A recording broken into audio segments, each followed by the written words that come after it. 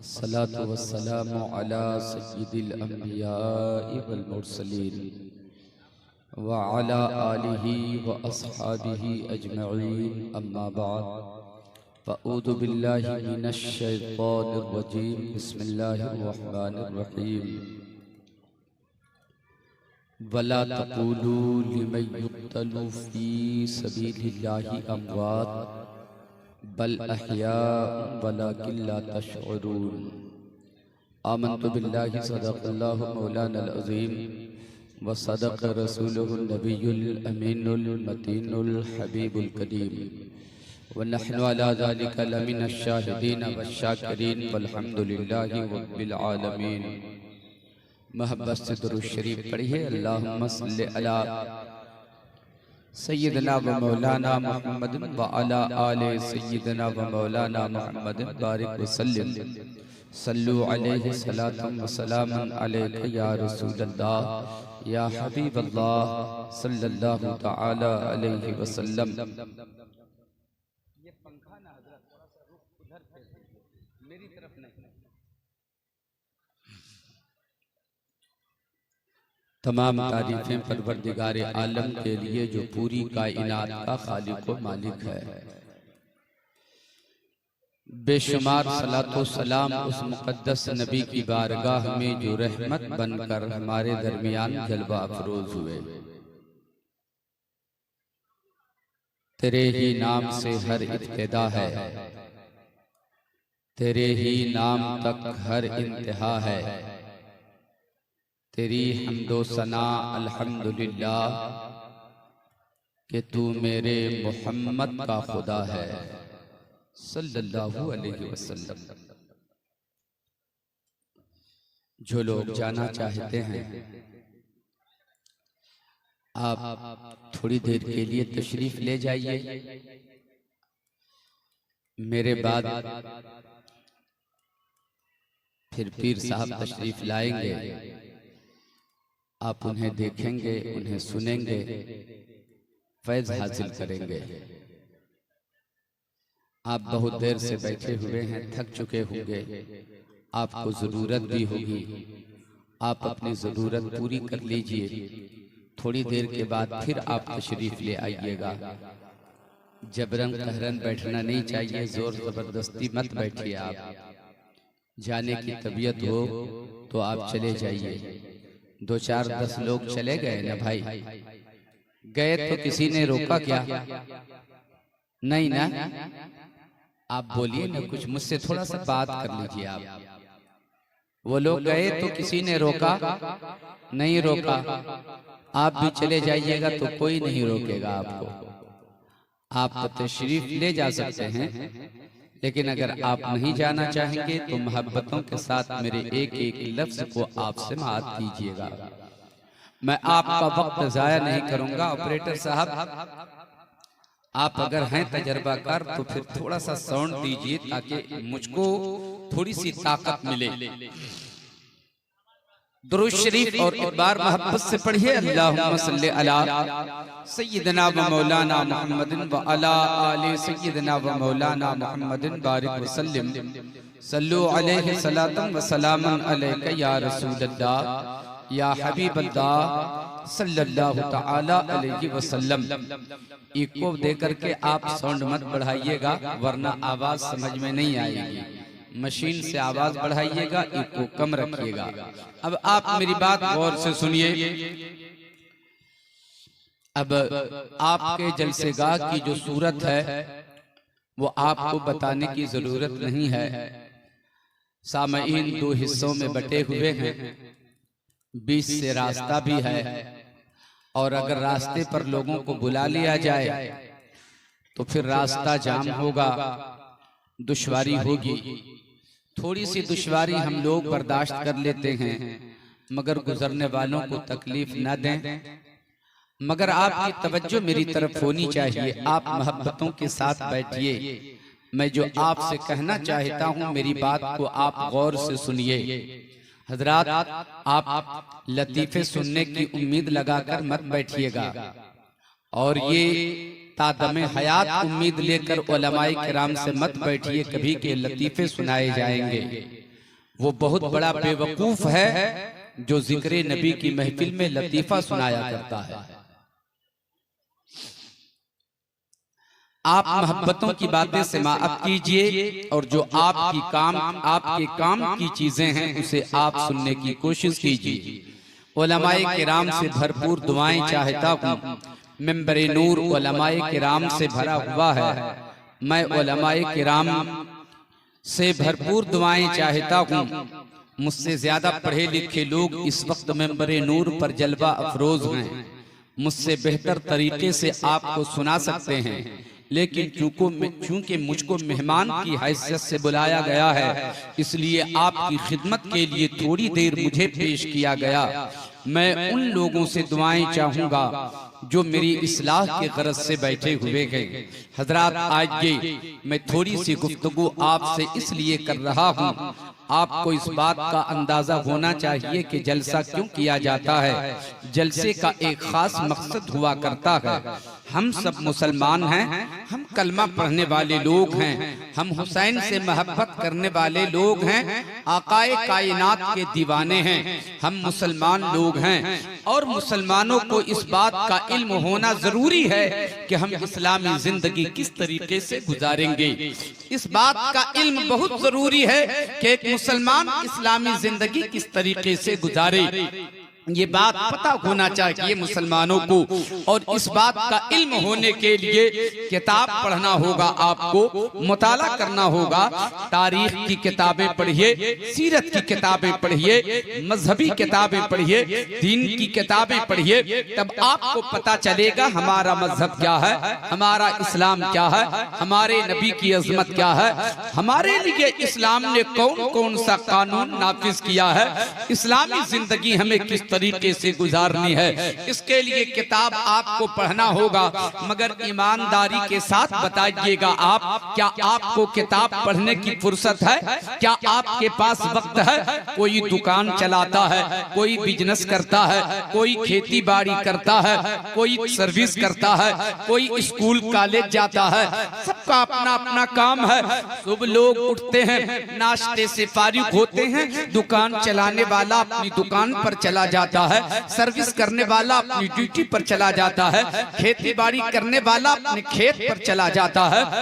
शाम को वापसी होती है, इंसान थका हारा होता है, फिर वो आराम करता है। सुबह होती है, फिर अपने कामों में लग जाता है। बताओ, किताब पढ़ने का वक्त मिल पाया? आप किताब कब पढ़ेंगे? आपके पास वक्त नहीं है, मुताला आप कर नहीं सकते, किताबें आप पढ़ नहीं सकते। आपको कैसे पता चलेगा हमारा मजहब क्या है? कैसे मालूम होगा हमारा इस्लाम क्या है? कैसे पता चलेगा नबी ने हमारे लिए क्या कानून पेश किया है?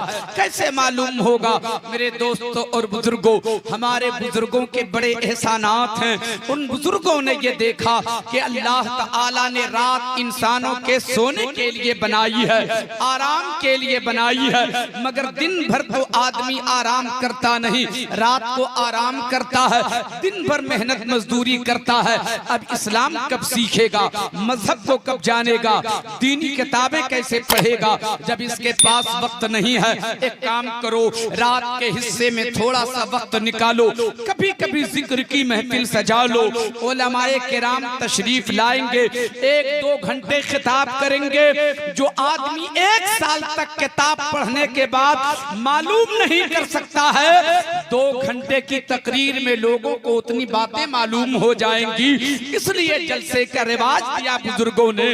अब आप जलसे में आने के बाद भी अगर आपका जहन अय्याशी करने लगे, आप मेले में घूमने लगे, आप आवारगी करने लगे, आप यूं ही चक्कर काटना शुरू कर दें, आप लतीफा सुनना शुरू कर दें, तो बोलो कब इस्लाम सीखोगे? बोलो कब मजहब को समझ सकोगे? बोलो को पहचान सकोगे?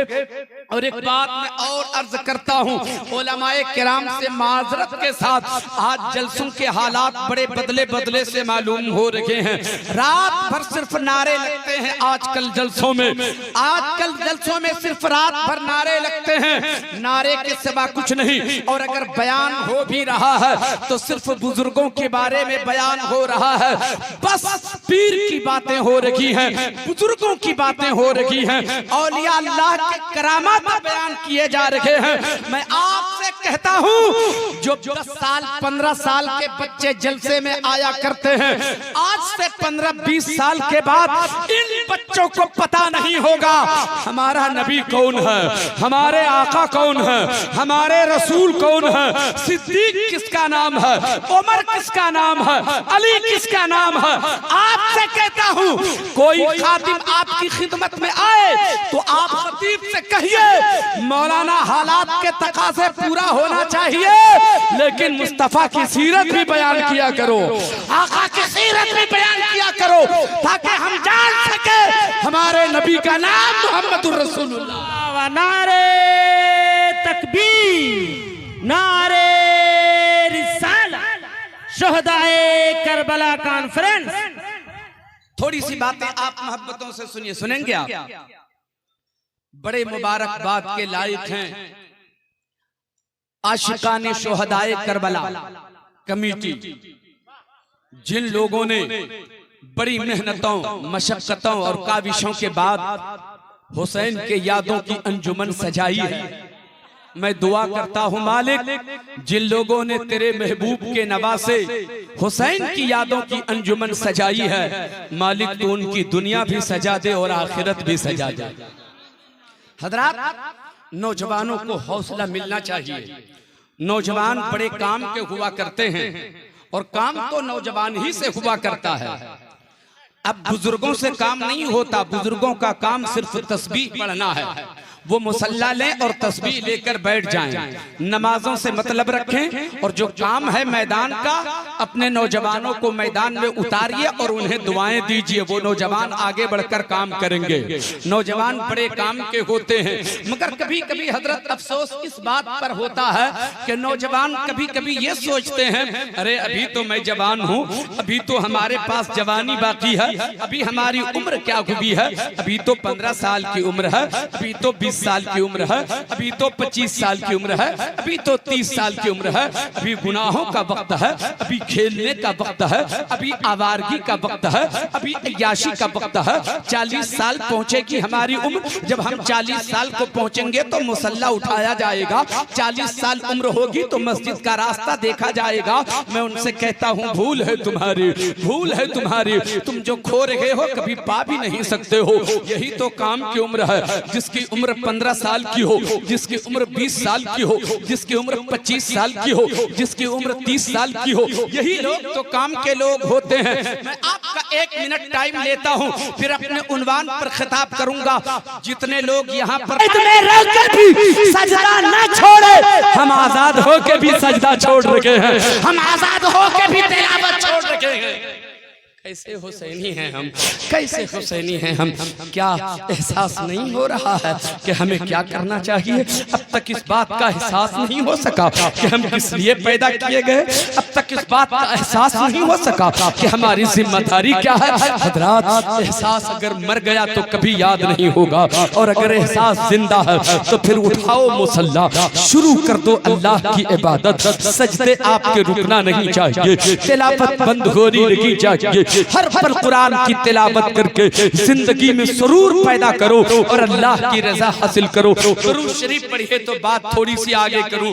अल्लाहुम्मा सल्ली अला सय्यदना व मौलाना मुहम्मदिन बारिक व सल्लिम, सल्लु अलैहि सलातम व सलामन अलैका या रसूलल्लाह या हबीबल्लाह सल्लल्लाहु तआला अलैहि वसल्लम। तबीयत आपकी लग रही है? सुनेंगे कि नहीं सुनेंगे? कितने लोग सुनेंगे? हाथ उठाकर बताएं। काफिला अब चलता है, कूफा से काफिला चला, काफिला चलता रहा, चलता रहा, काफिला चलता रहा, चलता रहा। बहुत सारे वाकयात भी रूनमा होते हैं उस रास्ते में, उस सफर में। हजरात, सफर बड़ा लंबा था, काफिला चलता रहा, चलते चलते शाम हो जाती है। एक गिरजा घर के करीब पहुंचते हैं, काफिले वाले पहुंचे, यजीदियों का काफिला आगे है, उसके पीछे इमाम हुसैन का सर नेज़े पे जा रहा है और उसके पीछे इमाम ज़ैनुल आबिदीन ऊंट की महार पकड़े जा रहे हैं और उनके पीछे हुसैन के घर वालों का वो छोटा सा काफिला चला जा रहा है। शाम हुई है, एक गिरजा घर के करीब जाकर लोगों ने पड़ाव किया। जैसे पड़ाव किया तो गिरजा घर की दीवार पे अरबी में एक शेर लिखा हुआ था, जिसका मफहूम ये है, लिखा हुआ नहीं बल्कि जब वहां पहुंचे काफिले वाले और नेज़े पे जो सर लगे हुए थे उन नेज़ों को उस गिरजा घर की दीवार से लगा के खड़ा कर दिया, रख दिया।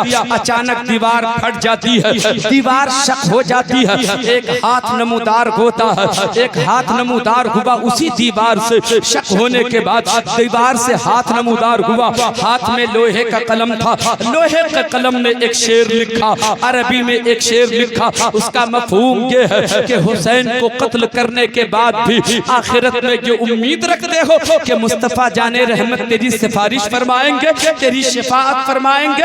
ऐसा मुमकिन नहीं है। हुसैन को कत्ल करने वाला, हुसैन को तकलीफ देने वाला, हुसैन को तड़पाने वाला जन्नत की उम्मीद न रखे। इस शेर को जब देखा है उन यजीदियों ने घबरा के वहां से काफिले वालों से कहा चलो जल्दी भागो। वहां से चला, काफिला चलता रहा, चलता रहा। शाम को जहां पड़ाव करना था वहां देखा तो फिर एक गिरजा नजर आया, एक गिरजा नजर आया, गिरजा मन नजर आया।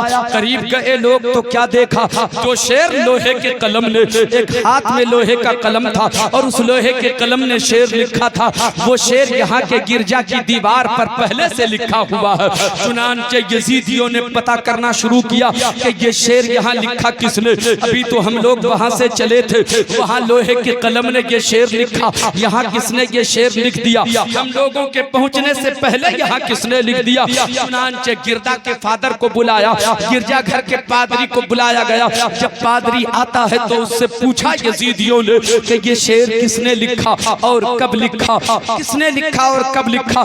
गिरजा का पादरी बोलता है, गिरजा का फादर बोलता है, ये तो हमें पता नहीं है कि लिखा किसने है और कब से लिखा गया है। अलबत्ता हमारे बाप दादा परदादा ये बताते हैं ये शेर आज का लिखा हुआ नहीं है। जनाबे मोहम्मदुर रसूलुल्लाह सल्लल्लाहु अलैहि वसल्लम की विलादत बासआदत से 500 बरस पहले से ये शेर इस गिरजा की दीवार में लिखा हुआ। सुभान अल्लाह, सुभान अल्लाह। मेरे दोस्तों और बुजुर्गों, अभी ये बात हो ही रही थी, बात हो ही रही थी कि इमाम हुसैन की नजर उन नेज़ों पे पड़ती है जिन नेज़ों पर शुहदाए करबला के सर रखे गए थे और फिर अचानक नजर गिरजा के पादरी की टिकती है उस सर पे जिस नेज़े पे हुसैन का सर था। जैसे ही नजर पड़ी तो चेहरा चमक रहा था, नूर बरस रहा था। उस गिरजा के पादरी ने कहा ये जो सर तुम लोगों ने चढ़ा रखा है किन लोगों के सर है और ये सर जो चमक रहा है जिससे नूर बरस रहा है ये सर किसका है। कहा हुसैन इब्ने अली का। कहा कौन अली? वो अली जो दामादे पैगंबर हैं। कहा हाँ वही दामादे पैगंबर जो अली हैं, ये उन्हीं के बेटे का सर है। कहा अरे साफ क्यों नहीं कहते कि मुस्तफा जाने रहमत के नवासे का ये सर है, जन्नती जवानों के सरदार का ये सर है। एक पादरी को भी पता था कि हुसैन की फजीलत क्या है, इतना जो सुना था उसने। कहा ओ लोगों सुनो सुनो, मैं इस गिरजा का फादर हूँ, मैं इस गिरजा का पादरी हूँ। तुम लोगों को रात यहीं बसर करना है, यहीं ठहरना है। एक काम करो ये सर तुझे रात भर के लिए दे दो, इसके बदले में तुझे 10,000 दिनार में दे देता हूँ, दिनार रख लो और फिर सुबह में तुझे सर भी दे दिया जाएगा, मगर रात भर के लिए ये सर मुझे दे दो। चुनांचे पैसे की लालच में उन यजीदी जालिमों ने हुसैन का सर उस पादरी को दे दिया। उस गिरजा के फादर ने सरे हुसैन को केवड़े के पानी से साफ किया, खुशबू से मुअत्तर किया, संदल की चौकी पर उसे रखा। रात भर उसकी जियारत करता रहा, दीदार करता रहा। एक नूर था जो सरे हुसैन से निकलता है, आसमान की तरफ फैलता है, सारी फिजा मुनव्वर और मुअत्तर हो जाती है। सुबह होते होते गिरजा का फादर बोलता है ए हुसैन, कौन कहता है कि तुम मर गए हो? ए हुसैन तुम तो जिंदा हो, कलमा पढ़ा दो, कलमा पढ़ा दो। कलमा पढ़कर वो गिरजा का पादरी दाखिले इस्लाम हो जाता है। मैं पूछना चाहता हूँ, ये मुकद्दर की बात है, एक गिरजा का पादरी तो मुसलमान हो रहा है सरे हुसैन की ज़ियारत करके, और एक कलमा पढ़ने वाला करबला में था जो हुसैन का सर कलम कर रहा था।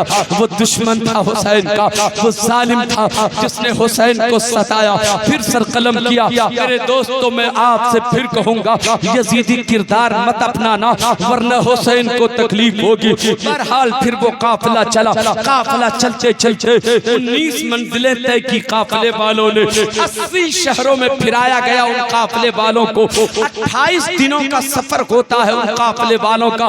फिर वो काफिला दमिश्क पहुंचता है। जब दमिश्क पहुंचा तो फिर यजीद के दरबार में उसकी पेशी होती है। जब यजीद के दरबार में काफिले वाले पहुंचते हैं, बड़े इख्तिसार के साथ मैं बयान कर रहा हूं, जल्दी जल्दी आप सुन लीजिए ताकि आज मैं बात मुकम्मल कर सकूं। यजीद के दरबार में जब काफिला पहुंचता है, हजरात जो बात मैं बयान कर रहा हूं, पता नहीं आप भी सोचते होंगे ये मौलवी जो बात कर रहा है कहीं ऐसा तो नहीं है, कहां से पढ़ा, कहां इसने लिखा, कहां इसने देखा। हजरात जो करबला की तारीख है ना, वो 2-3 जुमले मेरे गौर से सुनिए। जो करबला की तारीख है, मुख्तलिफ मुअर्रिखीन ने करबला की तारीख लिखी है और सबने अपने अपने अंदाज में लिखा, अलग अलग अंदाज में लिखा। किसी ने कुछ लिखा, किसी ने कुछ लिखा, किसी ने कुछ लिखा।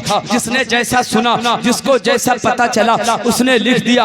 अब खुतबा और वाइज़ीन अपने अपने तौर पर तमाम मुअर्रिखीन के लिखे हुए उन बयानात को बयान करते हैं। तो इख्तिलाफ हो सकता है, इख्तिलाफ हो सकता है, किसी किसी बात में इख्तिलाफ है। बहरहाल हमें इख्तिलाफ की तरफ नहीं जाना है। जो हमने पढ़ा है वो आपके दरमियान पेश कर रहा हूँ। अब वहाँ जब पहुँचता है यजीद के दरबार में काफिला, अल्लाह अकबर, यजीद के दरबार में पहुँचा। एक तश्त में इमाम हुसैन का सरे मुबारक पेश किया जाता है। सरे मुबारक यजीद के दरबार में पेश किया गया। यजीद के हाथ में एक छड़ी थी, उसने लबे हुसैन पे रखा, गुस्ताखी करना चाहता था। तड़प जाते हैं ज़ैनुल आबिदीन, तड़प जाती है हज़रत ज़ैनब और फरमाते हैं ज़ैनुल आबिदीन, जालिम तुझे पता नहीं है कि किस लबे मुबारक पे तू छड़ी रखा है। ये वो लबे मुबारक है जिसे मुस्तफा चूमा करते थे, जिसे मुस्तफा जाने रहमत बोसा लिया करते थे। हटा ले वरना कयामत आ जाएगी, छड़ी हटा ले वरना कयामत आ जाएगी। ज़ैनुल आबिदीन ने एक बलबला अंगेज खिताब फरमाया। फिर हजरत ज़ैनब ने एक तकरीर फरमाई। हजरत ज़ैनब ने जब खिताब फरमाया, आपने जब खुतबा दिया था यजीद के दरबार में, तो यजीद वहीं ढेर हो गया था और यजीद को इस बात का अंदाजा हो गया कि हकीकत का पता यहाँ के लोगों को अब चल गया है। अब हम लोग खतरे में हैं, हमारी हुकूमत खतरे में है। झुंझला करके मरवान ने कहा था यजीद से, जल्दी से इन लोगों को यहाँ से कैद खाने में रखिए वरना हम लोगों की खैर नहीं है। दमिश्क के कैद खाने में उन काफिले वालों को रखा जाता है। काफिले वाले को दमिश्क के कैद खाने में रखा।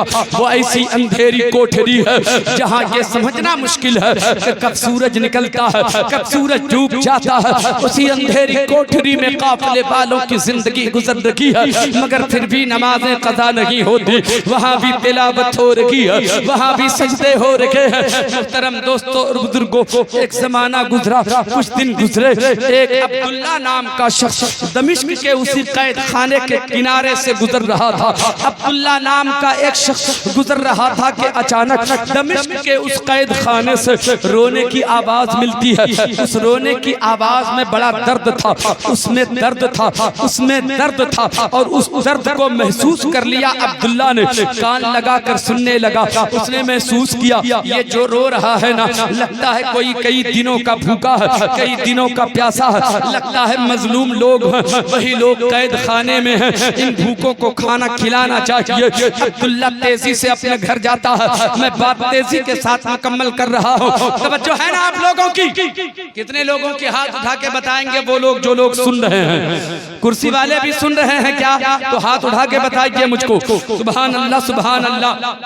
दमिश्क के कैद खाने के करीब से अब्दुल्ला तेजी से गुजर कर अपने घर पहुंचता है और अपनी बीवी से कहता है, ऐ मेरी बीवी एक बात सुनो, आज मैं यजीद के उस कैद खाने के करीब से गुजर रहा था तो मुझको ऐसा महसूस हुआ कोई यतीम रो रहा है, कोई भूखा रो रहा है, कोई दर्द का मारा रो रहा है, कई दिनों का वो भूखा प्यासा था, तकलीफ उसके साथ है, उसके रोने की आवाज में बड़ा दर्द है, लगता है भूखा प्यासा है। एक काम करो, जुमा की रात में, आज जुमा का दिन है, तुम तो हर जुमा की रात को नजरे हुसैन का खाना बनाती हो और गरीबों में तकसीम किया करती हो, आज खाना बनाओगी ना?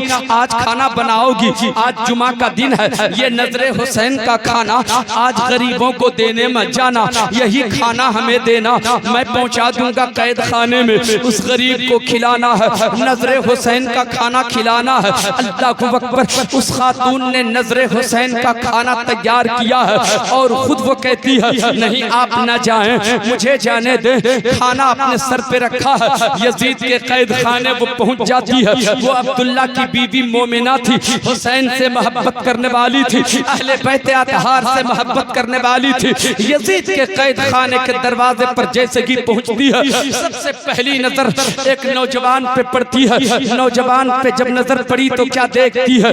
गले में खारदार तोप पड़ा हुआ है, हाथों में हथकड़ी लगी हुई है, पाँव में बेड़ी लगी हुई है, जगह जगह जख्मों के निशानात हैं। करीब जाती है, करीब गई तो इशारे से ज़ैनुल आबिदीन ने समझाया वो कोई और नहीं, ज़ैनुल आबिदीन बैठे हुए थे। अब तक हाथ में हथकड़ी मौजूद है, अब तक पाँव में बेड़ी मौजूद है, अब तक गले में खारदार तोप पड़ा हुआ है। इशारे में समझाया मुझसे कोई बात न कर, इशारा किया हजरत ज़ैनब की तरफ। किनारे हजरत ज़ैनब बैठी हुई थी और हजरत ज़ैनब की गोद में जानों पे सर रखकर, हजरत ज़ैनब के सानों पे सर रखकर हजरत सकीना लेटी हुई थी, जो हुसैन की छोटी सी बच्ची थी, ज़ैनब के जानों पे सर रखकर लेटी हुई थी। जब इशारा किया ज़ैनुल आबिदीन ने कि जख्म बड़ा गहरा है, मैं तो बात भी नहीं कर सकता, उस तरफ इशारा किया। वो खातून चलती है, हजरत ज़ैनब की तरफ आगे बढ़ी, खाना सर से उठारा,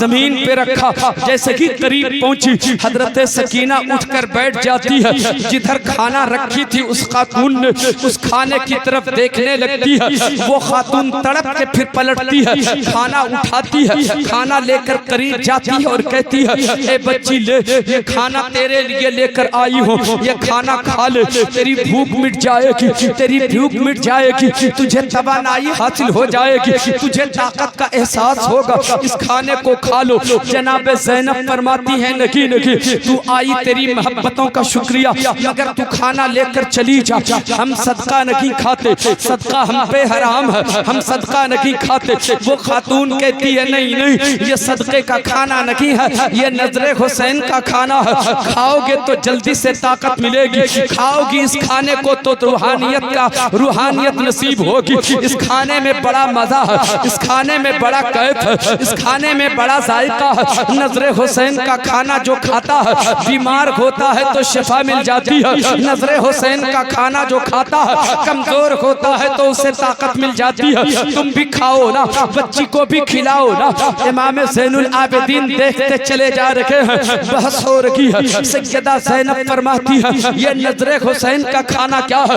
पहले तुम समझाओ कि ये नजरे हुसैन क्या है, तब मैं इस खाने को हाथ लगाऊंगी। अगर ये सदका नहीं है, ये नजरे हुसैन का खाना है, तो फिर समझाओ कि ये नजरे हुसैन क्या है। अब यहाँ से आप मेरी बात सुनिए और मैं बात तेजी के साथ करूं। वो खातून समझाती है कि ये नजरे हुसैन क्या है। तवज्जो आपकी है ना?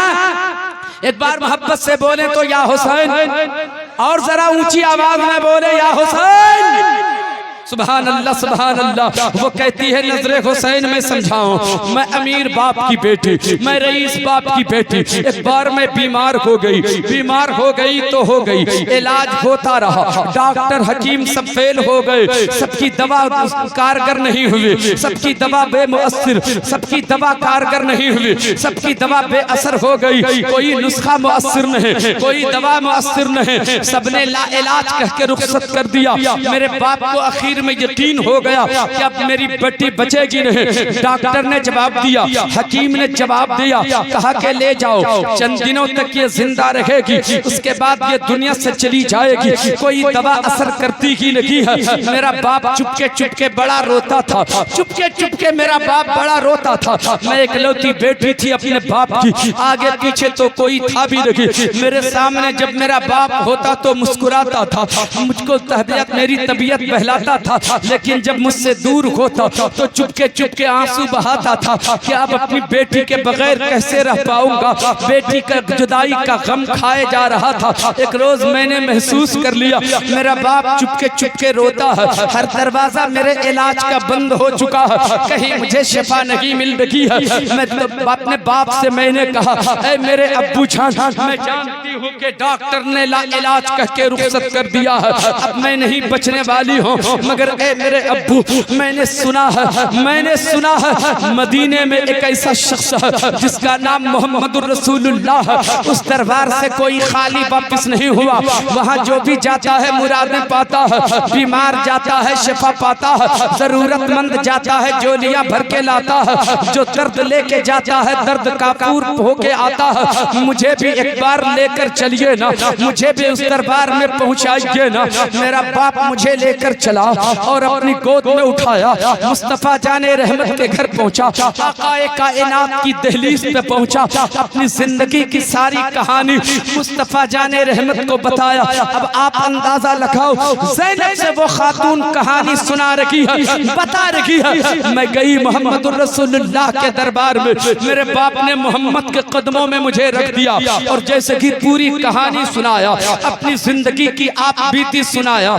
इतने में उसके घर का एक सब्ज पर्दा सरका, जैसे कि पर्दा सरका था, एक छोटा सा बच्चा उस पर्दे से बाहर आया। उस बच्चे का चेहरा चमक रहा था, आंखें बड़ी बड़ी थी, बाल बड़े घुंघरीले थे, बड़ी खूबसूरत चेहरा था, बड़े खूबसूरत दिख रहे थे, चेहरे से नूर बरस रहा था।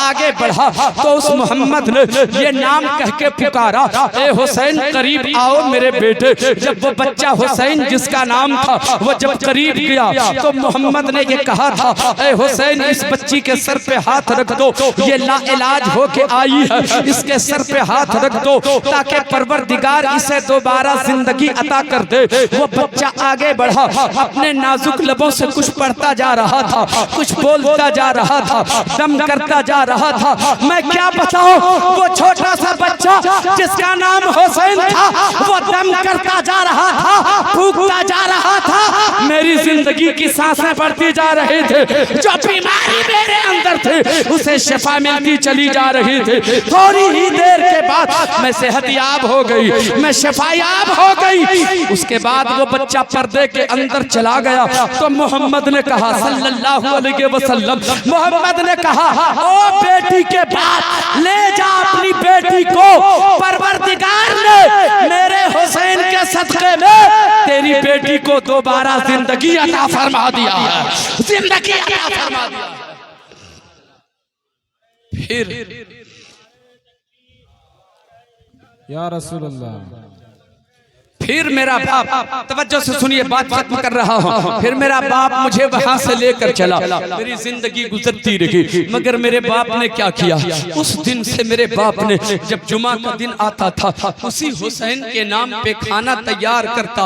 अल्लाह अकबर, सोच के देखोगे तो कलेजा फट जाएगा मुसलमानों, कैसे हुसैनी हो जी आप। इतने दुख, इतनी मुसीबतें, इतना जुल्म, इतनी परेशानियों का मुकाबला करने के बाद जब इस्लाम तेरे घर पहुंचाया है उस हुसैन ने, हमने उस एहसान को याद नहीं रखा। ओ यजीदी किरदार अपनाने वालों, काश के थोड़ी देर के लिए आप ये फैसला कर लेते कि हम यजीदी नहीं हैं, तो फिर यजीदी किरदार क्यों अपनाएंगे, हुसैनी किरदार अपनाने की जरूरत है। वो खातून कहती है, फिर मेरा बाप हर जुमा की रात को हुसैन की नजर का खाना बनाता, नजरे हुसैन का खाना बनाता, गरीबों में बांट बांटा करता, हर जुमा की रात को यही काम करता।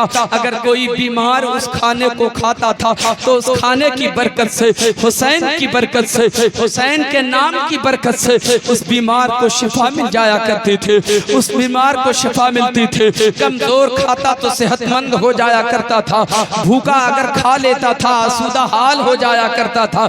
इसलिए वो सिलसिला चलता रहा। लेकिन कुछ ही दिनों के बाद मेरा बाप इंतकाल कर गया। लेकिन इंतकाल से पहले मेरे बाप ने मुझसे कहा था, ऐ बेटी मैं तो अब दुनिया से जा रहा हूँ, अपने जीते जी तो नजरे हुसैन का खाना मैं तकसीम करता रहा, गरीबों में बांटता रहा, लाचारों मजबूरों की भूख मिटाता रहा। ऐ मेरी बेटी मैं चला जाऊंगा, तू जब तक जिंदा रहना नजरे हुसैन का खाना बनाकर गरीबों में बांटती रहना, लाचारों मजबूरों में खाना बांटती रहना, बीमारों को खिलाती रहना ताकि बीमारों को शिफा मिलती रहे। आज तक मैं जिंदा हूँ और इसी तरह का सिलसिला जारी है। नजरे हुसैन का खाना बनाती हूँ, भूखों को खिला देती हूँ, भूख मिट जाती है और मुझको सुरूर मिलता है। और मुझको ऐसा महसूस होता है कि जब मैं किसी भूखे को नजरे हुसैन का खाना खिलाती हूँ तो मेरे हुसैन मुझे देखकर मुस्कुराते हैं। ये सिलसिला आज तक जारी है। आज भी मेरे शौहर ने मुझसे बताया कि कोई मजलूम कैद खाने में है, कोई भूखा कैद खाने में है, तो उसने मुझसे कहा कि उस भूखे को आज हुसैन की नजर का खाना खिलाना। आ गई हूँ मैं, नजरे हुसैन का खाना है, नजरे हुसैन का खाना है, यही खिलाने आई हूँ। और कोई बात नहीं, ये सदका रखी है। हजरत ज़ैनब कुबरा का कलेजा फट जाता है, रोती चली जा रही है। वो खातून कहती है, बहन ये तो मेरी जिंदगी की दर्द की कहानी है, आप क्यों रो रही हो बहन? ये तो मेरी दर्द की कहानी है, ये तो मेरे आह की कहानी है, ये तो मेरी तकलीफों की कहानी है, फिर आप क्यों रो रही हो? आपको तो खाना खा लेना चाहिए। हजरत ज़ैनब की चीख निकल जाती है, फरमाती है, बहन जिस हुसैन की तुम बात कर रही हो ना, जिस नजरे हुसैन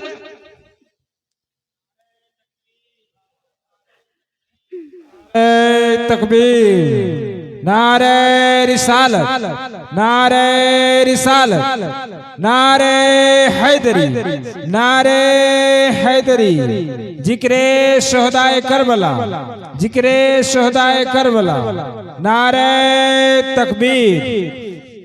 जिस हुसैन की नजर खाना तुम खिलाने के लिए आई हो, शायद तुझे पता नहीं है तुम हुसैन से बहुत मोहब्बत करती हो, मगर देख जिसके गले में खारदार तोप पड़ा है, जिसके हाथ में हथकड़ी लगी है, जिसके पाँव में बेड़ी लगी है, जिसे तुम नजरे हुसैन का खाना खिलाने आई हो, वो हुसैन का बेटा है जो बेड़ी पाँव में लगी हुई है। ये जो गोद में बच्ची है जो तेरे खाने की तरफ तक रखी है, ये उसी हुसैन की बेटी सकीना है। जो तुमसे बात कर रही है वो हुसैन की बहन ज़ैनब है। इतना कहा था, वो खातून बेहोश होकर जमीन पर गिर जाती है। मेरे दोस्तों, मैं सिर्फ महसूस करा रहा हूँ आपको, इतनी तकलीफें, इतनी मुसीबतें, इतनी परेशानियां किस लिए आखिर उठाई थी हुसैन ने? क्यों अपने बेटों को कटाया था हुसैन ने? क्यों कैद खाने की जिंदगी गुजारी थी हुसैन के घर वालों ने? क्यों मजलूमों वाली जिंदगी गुजारी थी हुसैन के घर वालों ने? सिर्फ इतना मकसद था कि मुस्तफा की शरीयत की हिफाजत हो जाए और वो शरीयत तेरे घर पहुंच जाए, सजदा तेरे घर पहुंच जाए, तिलावत तेरे घर पहुंच जाए, दीने मोहम्मदी तेरे घर पहुंच जाए। हमने आखिर क्या किया? हम तो उसे संभाल के भी न रख सके। हजरात, मेरे घर में अय्याशी होती है, मुहर्रम का महीना आता है और शराब हम पिया करते हैं। ज़ियारत कीजिए, आप सवाब हासिल कीजिए, अपनी आंखों की रोशनी में इजाफा कीजिए। थोड़ी देर मुझ फकीर से आप बातें समाअत कर लीजिए। एक बार मोहब्बत के साथ दुरूद शरीफ पढ़िए। अल्लाहुम्मा सल्ली अला सय्यदना व मौलाना मुहम्मदिन व अला आलि सय्यदना व मौलाना मुहम्मदिन बारिक व सल्लिम। सल्लु अलैहि सलातन व सलामन अलैका या रसूल अल्लाह या हबीब अल्लाह सल्लल्लाहु अलैहि वसल्लम। अच्छा, मेरी बात समझ में आ रही है आप लोगों को? आ रही है? क्या चाहते हैं आप लोग? हम लोग किरदार यजीदी अपना लें? दुनिया कहे कि हम यजीदी लोग हैं? नहीं ना, हमें हुसैनी बन के रहना है, हमारी फिक्र हुसैनी हो, हमारी सोच हुसैनी हो, हमारा ख्याल हुसैनी हो, हमारा किरदार भी हुसैनी होना चाहिए। मेरे दोस्तों, थोड़ी देर के लिए आप सोच करके देखेंगे, हमारे दरवाजे पे अगर मैयत रखी हुई हो, किसी के बेटे का इंतकाल हो जाए, उसके दरवाजे पे डीजे बजाया जाए, उसके दरवाजे पर अगर खुराफात मचाया जाए, तो समाज और मोहल्ले के लोग कहेंगे कितना बड़ा जालिम है ये, किसी के घर से जनाजा उठ रहा है और कोई डीजे बजा रहा है, कोई डंके बजा रहा है, कोई खुराफात मचा रहा है। हजरात, हम गुनहगारों के घर के दरवाजे से अगर मैयत निकले तो इन बातों की इजाजत नहीं हो सकती है। तो बताओ, जिस तारीख में मेरे हुसैन की शहादत हुई हो और हुसैन के कुल खानदान जब कट चुका हो, उस तारीख में आप अगर यजीदी किरदार अपनाएंगे तो कैसे हुसैन राजी हो सकते हैं। आज ये अब थोड़ी सी बातें मैं करना चाहता हूँ। हजरात, थोड़ी सी बातें मोहब्बत से सुनिए, जो बातें मुझसे कही गई है कहने के लिए, और जो बाकिया बातें हैं वो व्यवस्था साल जो मैंने जहाँ छोड़ा था, मैं चाहता हूँ वहाँ से अपनी गुफ्तगू अब शुरू करता हूँ। हजरात, ये बात तो आपके दरमियान पेश की जा चुकी थी कि मुहर्रमुल हराम की जब 11वीं की रात आई थी, रात में 14 लोगों का काफिला बच चुका था करबला के मैदान में। हुसैन के घर वालों का काफिला था, वो 14 लोग बच गए थे। यजीदियों ने मैदान खाली कर दिया था, रात में कोई नहीं था उस काफिले में सिवाय हुसैन के घर वालों के। मैदान खाली है, घर वालों का काफिला है, हर तरफ अंधेरा, हर तरफ सन्नाटा, और उस काफिले की हिफाजत हजरत ज़ैनब कर रही थी। उसके बाद रात के अंधेरे में पानी पिलाने के लिए भी कोई आया था ज़ैनब को, सकीना को, मगर हजरत ज़ैनब ने उससे इनकार किया था। और उसके बाद फिर कोई रो रहा था, तो रोने वाला कौन था? कोई और नहीं, वो हजरत सकीना जो इमाम हुसैन की 6 साल की बच्ची थी, करबला के मैदान में एक लाश पर अपना सर रख करके रो रही थी। हजरत ज़ैनब ने फिर वहां से उन्हें भी उठा के लाया था। रात जब खत्म होने वाली थी तो एक सवार घोड़े का एक सवार आ रहा था काफिले की तरफ। गौर से सुनिएगा, काफिला सवार की तरफ सवार आ रहा था काफिले की तरफ। हजरत ज़ैनब ने उसे रोकने की कोशिश किया था, ओ सवार मेरे काफिले के करीब ना आओ, अभी अभी मैंने बच्चों को सुलाया है, छोटे छोटे बच्चे अभी सोए हैं। मगर वो सवार जब न रुका तो ज़ैनब कुबरा, इमाम हुसैन की बहन ज़ैनब, मौला अली की बेटी आगे बढ़ती है और उस सवार को जाकर रोकती है और लगाम पकड़ के कहती है, सवार याद रखना काफिला करीब है, अब मेरे काफिले के साथ कोई बदसलूकी नहीं होनी चाहिए, तू यहाँ से वापस चला जा। अगर तू नीचे उतर गया घोड़े से तो फिर तेरी खैर नहीं है। अभी मौलाए कायनात को आवाज दे दूंगी, अपने बाबा को आवाज दे दूंगी। चुनांचे इतना सुना, उस सवार ने अपने चेहरे से निकाब हटाया था तो मौला अली ही नजर आए, मौला अली ही नजर आए। उस वक्त भी हजरत ज़ैनब का कलेजा फट गया था, अपने बाप के कलेजे से लग के बहुत रोई थी और ये कहा था, मेरे बाबा आए तो जरूर आप यहाँ, मगर हुसैन के कटने के बाद, अली अकबर की जवानी लुटने के बाद, असगर का गला छिदने के बाद, अब्बास का बाजू कटने के बाद तो जवाब दिया था।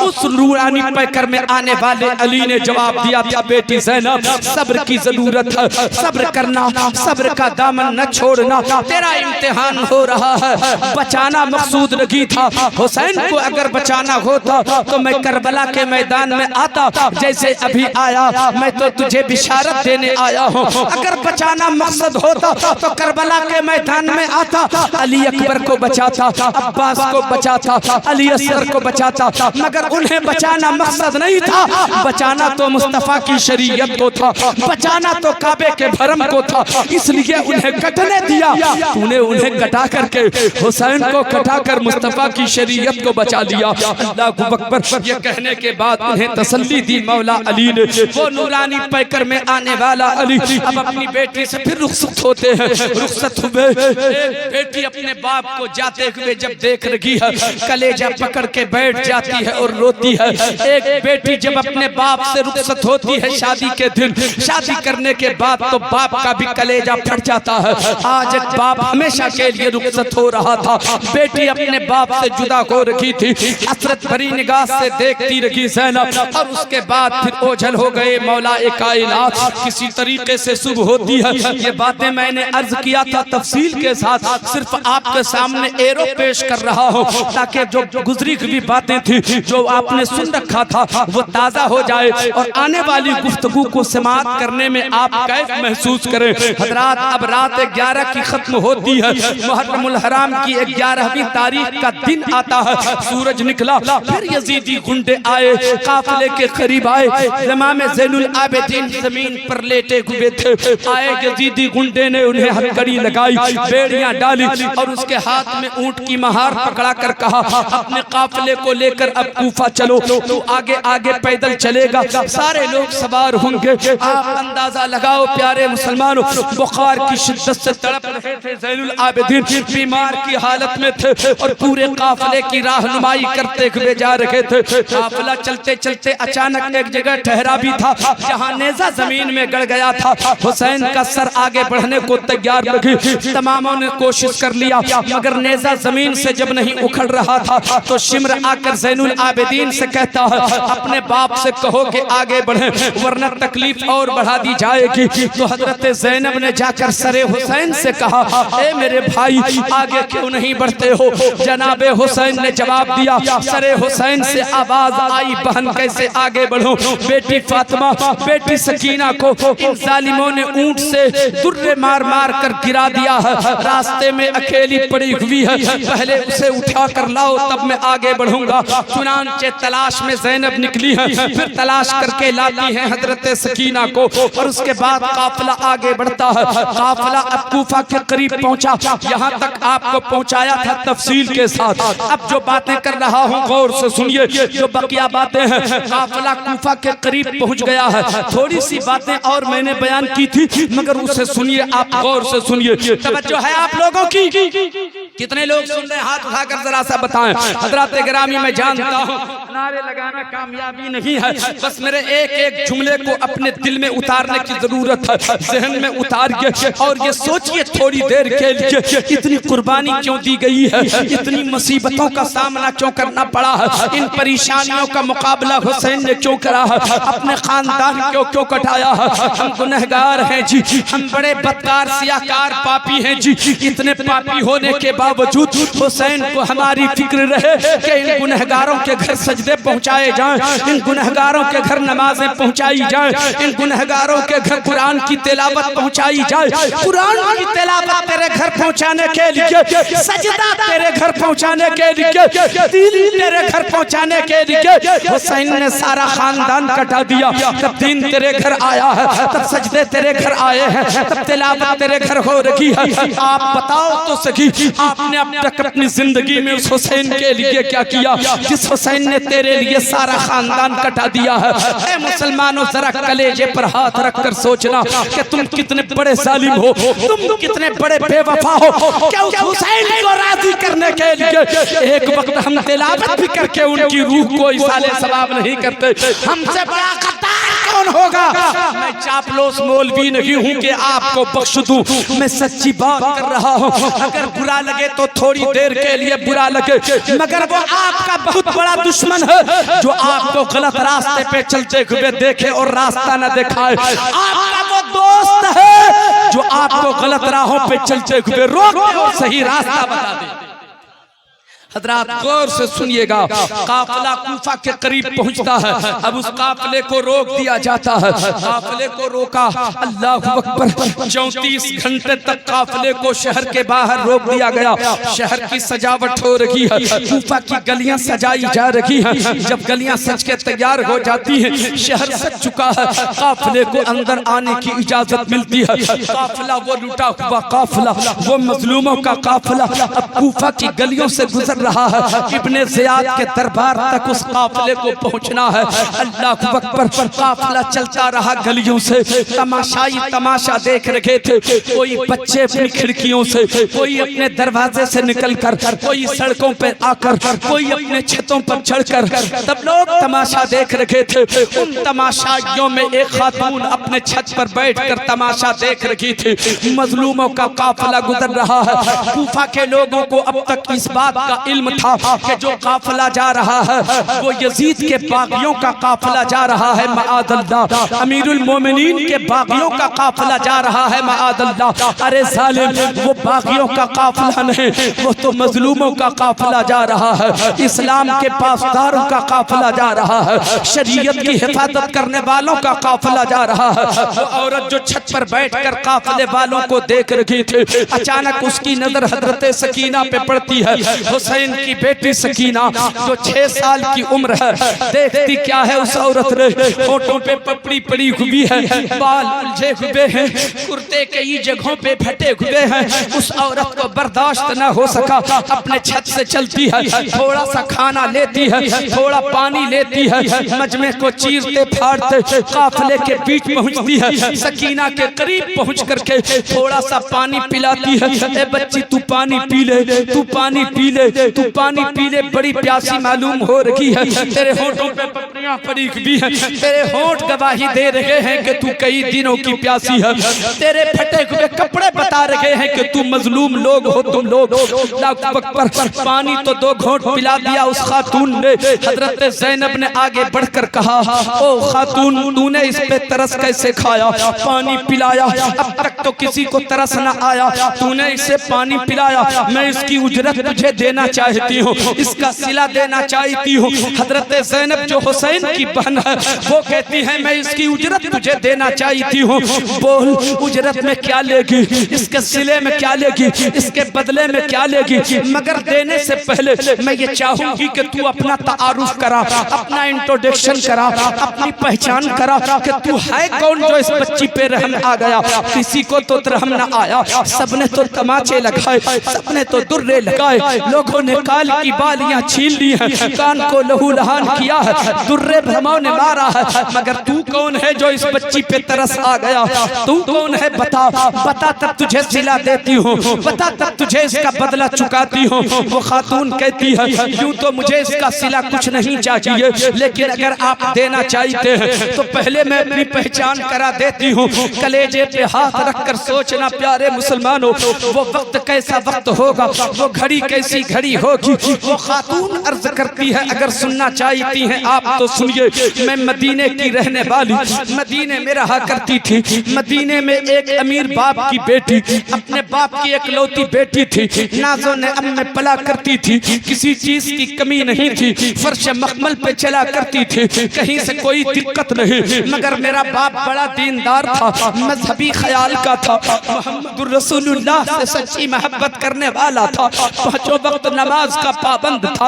अल्लाह अकबर। खातून कहती है, एक रोज मेरे बाप ने मुझसे कहा था, अब आप थोड़ी देर के लिए कलेजे पर हाथ रखकर सोचना, जब ज़ैनब के पास मोहम्मद रसूलुल्लाह का नाम पेश किया होगा, ज़ैनब का कलेजा फटा होगा कि नहीं, ये तो मेरे नाना की बात कर रही है, ये तो मेरे आका की बात कर रही है।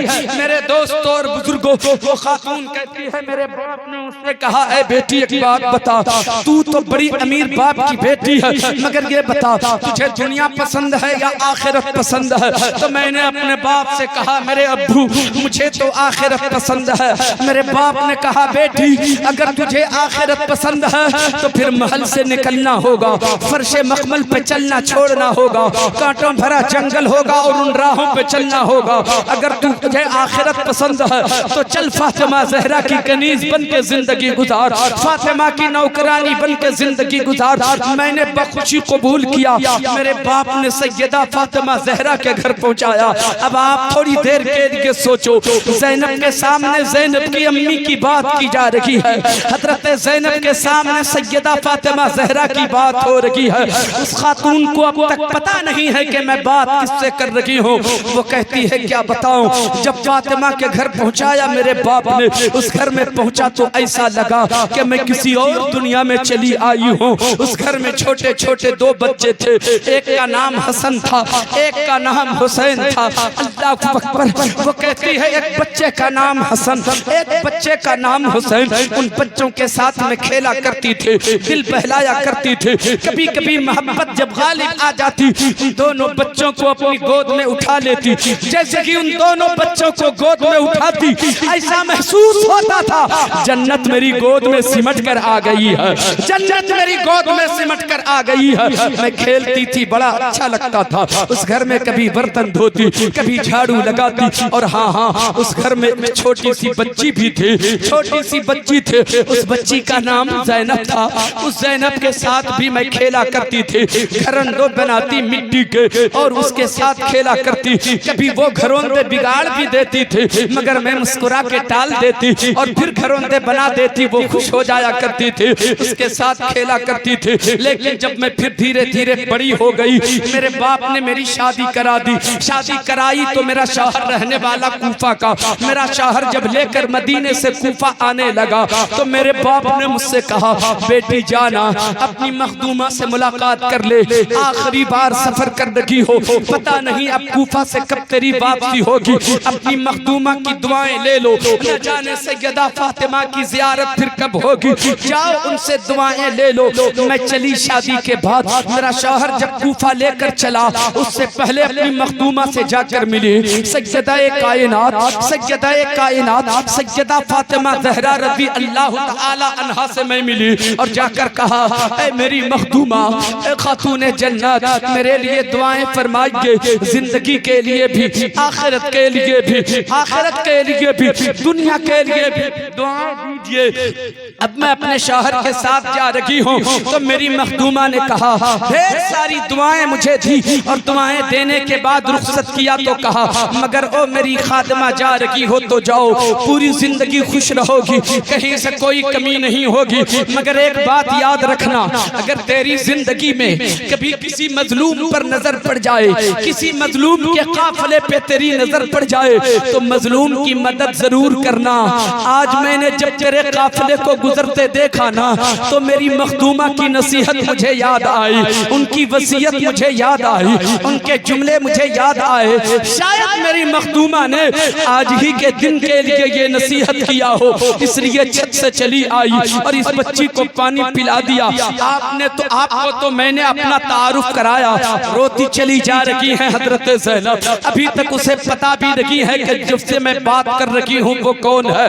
वो बयान करती जा रही है, सैयदा ज़ैनब रोती चली जा रही है। आखिर में वो कहती है, आपने कहा था कि मैं उजरत दूंगी, आपने कहा था कि मैं बदला दूंगी, मुझे बदले की जरूरत नहीं है, मुझे किसी चीज की कमी नहीं है। अल्लाह के करम से दौलतों का अंबार मेरे घर है, मेरा शौहर बड़ा रईस इंसान है। हाँ, इतनी बात जरूर है, मैंने सुना है कि मजलूमों की दुआ कबूल होती है, मजलूमों की दुआ कबूल होती है। आज कई रोज गुजर गए, मेरा दिल बड़ा धड़क रहा है, कई रोज से मेरा दिल बड़ा गुदगुदा रहा है, बार बार ख्याल आ रहा है, तबीयत उकताती चली जा रही है। ख्याल के आ रहा है कि बचपन में जिस हुसैन के साथ में खेला करती थी, ऐ काश उस हुसैन की जियारत हो जाए, उसका दीदार हो जाए, उससे कहीं पर मुलाकात हो जाए। मेरी तरफ आप तवज्जो दीजिए, कुछ भी नहीं हुआ है। दरूद शरीफ पढ़िए, अल्लाहुम्मा सल्ली अला सैयदना व मौलाना मुहम्मदिन बारिक वसल्लम, सल्लु अलैहि सलातम व सलामन अलैका या रसूल अल्लाह या हबीब अल्लाह सल्लल्लाहु तआला अलैहि वसल्लम। गर्मी की वजह से किसी को चक्कर आ गया तो वो जमीन पर गिर गया होगा, आप लोग उस तरफ ध्यान न दें, उन्हें संभालने के लिए लोग हैं, घबराने की जरूरत नहीं है, जल्दी से बैठ जाइए ताकि मैं बात मुकम्मल करूं। चुनांचे उसने कहा, आपकी तवज्जो है? कितने लोगों की तरह हाथ उठाकर मुझे बताएं। सुभान अल्लाह, सुभान अल्लाह। कहा, आज कई दिनों से मन घबरा रहा है, जी घबरा रहा है, बस आपसे गुजारिश ये है, आप दुआ कर दीजिए कि किसी मोड़ पर हुसैन से मुलाकात हो जाए, हुसैन की जियारत हो जाए। कलेजा फट गया हजरत ज़ैनब का। इरशाद फरमाती हैं हुसैन की बहन ज़ैनब, ओ बहन, अब किसी दुआ की जरूरत नहीं है, दुआ की जरूरत ही नहीं है। वो देख नेज़े पर उसी हुसैन का सर जा रहा है, उसी हुसैन का सर जा रहा है, और तू जिससे बात कर रही है ना वही तेरे सामने ज़ैनब खड़ी है। हजरात, इतना सुनना था, वो खातून गश खाकर जमीन पर गिर जाती है। मैं आपको सिर्फ ये एहसास दिलाना चाहता हूँ, मुसलमानों जरा सोच कर देखो, इतनी कुर्बानियाँ, इतनी मुसीबतें, इतनी परेशानियाँ आखिर किसके लिए है? हम जैसे गुनहगारों के लिए। काफिला फिर वहां से आगे बढ़ता है। काफिला बढ़ा, इब्ने ज़ियाद के दरबार में काफिला पहुंचा। इब्ने ज़ियाद ने क्या किया था, कूफा के तमाम रईसों को जमा कर रखा था और जमा करने के बाद ये सोचा था कि इन लोगों को जलील किया जाएगा, माअज़ल्लाह इन लोगों को रुस्वा किया जाएगा। जो काफिले आए हैं ना, करबला से जो काफिला आया है उसे जलील किया जाएगा, माअज़ल्लाह। चुनांचे जब काफिला वहां पहुंचा है, इब्ने ज़ियाद खड़ा होकर जामे मस्जिद में अभी खिताब करना चाहता था, लोगों के दरमियान काफिले वालों के ताल्लुक से कुछ बयान करना चाहता था। समझ जाते हैं ज़ैनुल आबिदीन ये जालिम हमारे बारे में बकवास करना चाहेगा, उल्टी सीधी बातें करेगा। फौरन इमाम ज़ैनुल आबिदीन ने इब्ने ज़ियाद से कहा, हमारे तारुफ के लिए तेरी जरूरत नहीं पड़ेगी, मैं अपना तारुफ खुद करा देता हूँ। इमाम ज़ैनुल आबिदीन बीमार तो थे मगर खड़े हो जाते हैं और कूफा की जामे मस्जिद में जितने लोग हाजिर थे, हजारों की तादाद में सबके सामने खड़े होकर इमाम ज़ैनुल आबिदीन फरमाते हैं, ओ कूफा वालों सुनो, तुम क्या समझ रहे हो ये यजीद के बागियों का काफिला है, तुम क्या समझ रहे हो कि यजीद के दुश्मनों का ये काफिला है। नहीं नहीं, मैं कोई बागी नहीं हूँ, मैं कोई जालिम नहीं हूँ। तुझे पता होना चाहिए ये जो काफिला आया है ये मोहम्मदुर रसूलुल्लाह के घर का काफिला है। जो तुमसे बात कर रहा है ये हुसैन का बेटा ज़ैनुल आबिदीन बोल रहा है। मैं ही तो वो हूँ जिसके घर में फरिश्ते भी बगैर इजाजत दाखिल नहीं होते। मैं ही तो वो हूँ जिसका बाप सरदाराने जन्नत कहा जाता है, जन्नती जवानों का सरदार कहा जाता है। ये मेरे बाप का सर है जो तुम लोग देख रहे हो। इमाम जाफर सादिक रज़ी अल्लाह तआला अन्हु फरमाते हैं, जब बयान फरमाया था ज़ैनुल आबिदीन ने खुतबा कूफा की जामे मस्जिद में, इमाम जाफर सादिक फरमाते हैं सैकड़ों की लाश उठी थी उस जामे मस्जिद से, सिर्फ इस बात को जानने के बाद कि ये हुसैन के घर वालों का काफिला है और लोगों ने हुसैन को शहीद कर दिया है। सैकड़ों लाशें उठाई गई थी जामे मस्जिद से। मेरे दोस्तों और बुजुर्गों, गमे हुसैन में इतने लोगों ने जान उस वक्त भी दी थी।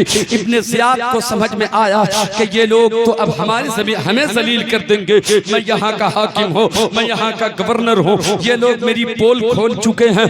एक काम करते हैं, जल्दी जल्दी इंतजाम किया और नबी के घर वालों के उस काफिले को कूफा के कैद खाने में ले जाकर के रख दिया।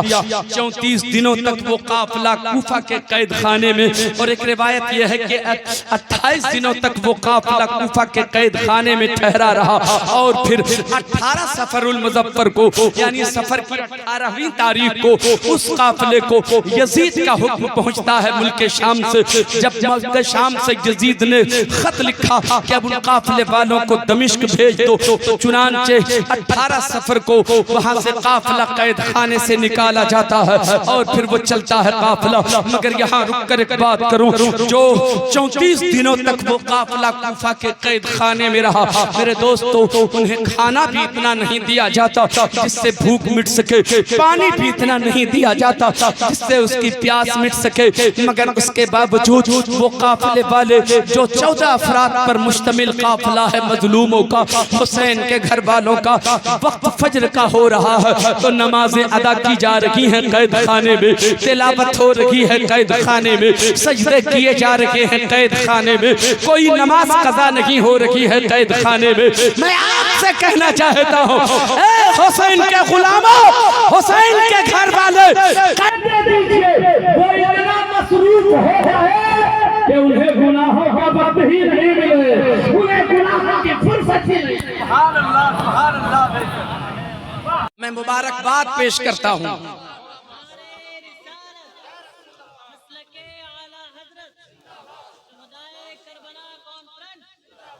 मैं मुबारकबाद पेश करता हूँ उन नौजवानों को मुबारकबाद पेश करता हूँ।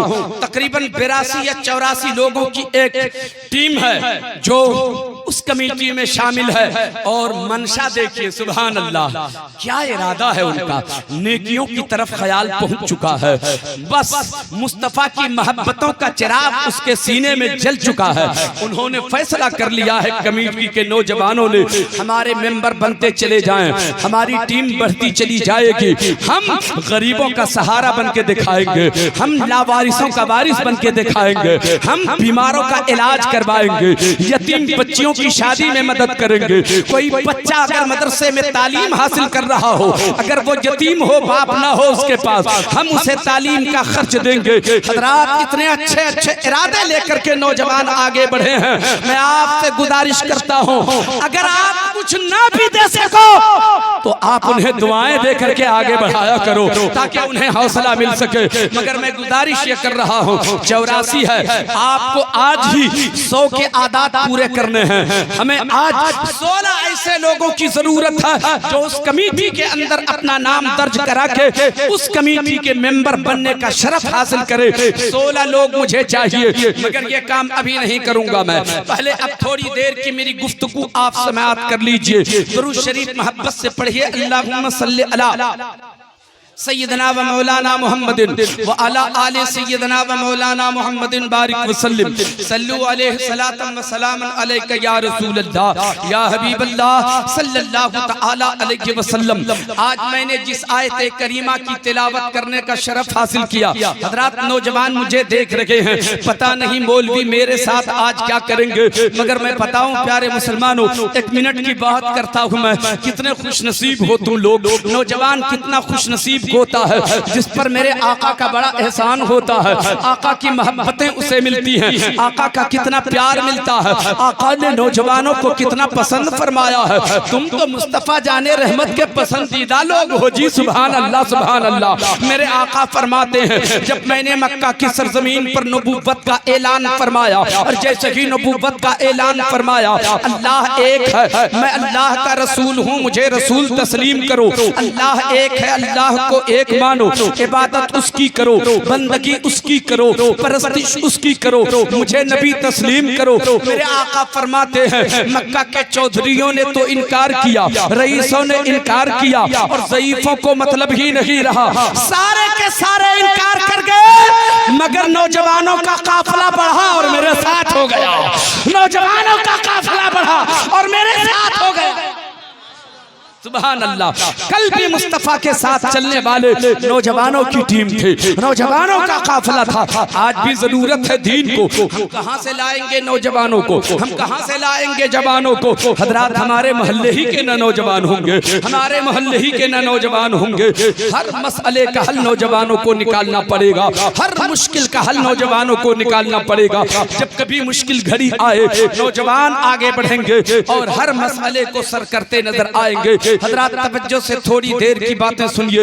मैंने जिस आयत करीमा की तिलावत करने का शरफ हासिल किया, अल्लाह तबारक व तआला फरमाता है, वला तक़ूलू लिमन युक़्तलू फ़ी सबीलिल्लाहि अमवात बल अहयाउन वलाकिन ला तशऊरून। इसी आयत करीमा की रोशनी में गुज़िश्ता नहीं पैवस्ता साल मेरी थोड़ी सी तकरीर हुई थी, और मुझसे आज का तकाजा ये है कि जहाँ से आपने वादे करबला छोड़ रखा है उसे आज पूरा करना है। हजरात, मैं पूरा करूँगा इसी वादे के साथ। मैं कुर्सी खिताबत पर हाजिर भी आया हूँ, लेकिन आज ये चंद बातें पहले आप समाअत कर लीजिए। तर्जुमा आपको अच्छी तरह याद है, आयत करीमा भी आपको अच्छी तरह याद है। अब तर्जुमा सिर्फ बरकत हासिल करने के लिए सुन लीजिए। अल्लाह फरमाता है, वला तक़ूलू लिमन युक़्तलू फ़ी सबीलिल्लाहि अमवात बल अहयाउन वलाकिन ला तशऊरून। आप अपना ज़हन को हाजिर रखिएगा, दिलो दिमाग को मौजूद रखिएगा। एक जुमला मिस हो गया तो मेरी तकरीर समझ में नहीं आएगी। मैं थोड़ा तेज इसलिए बोलूंगा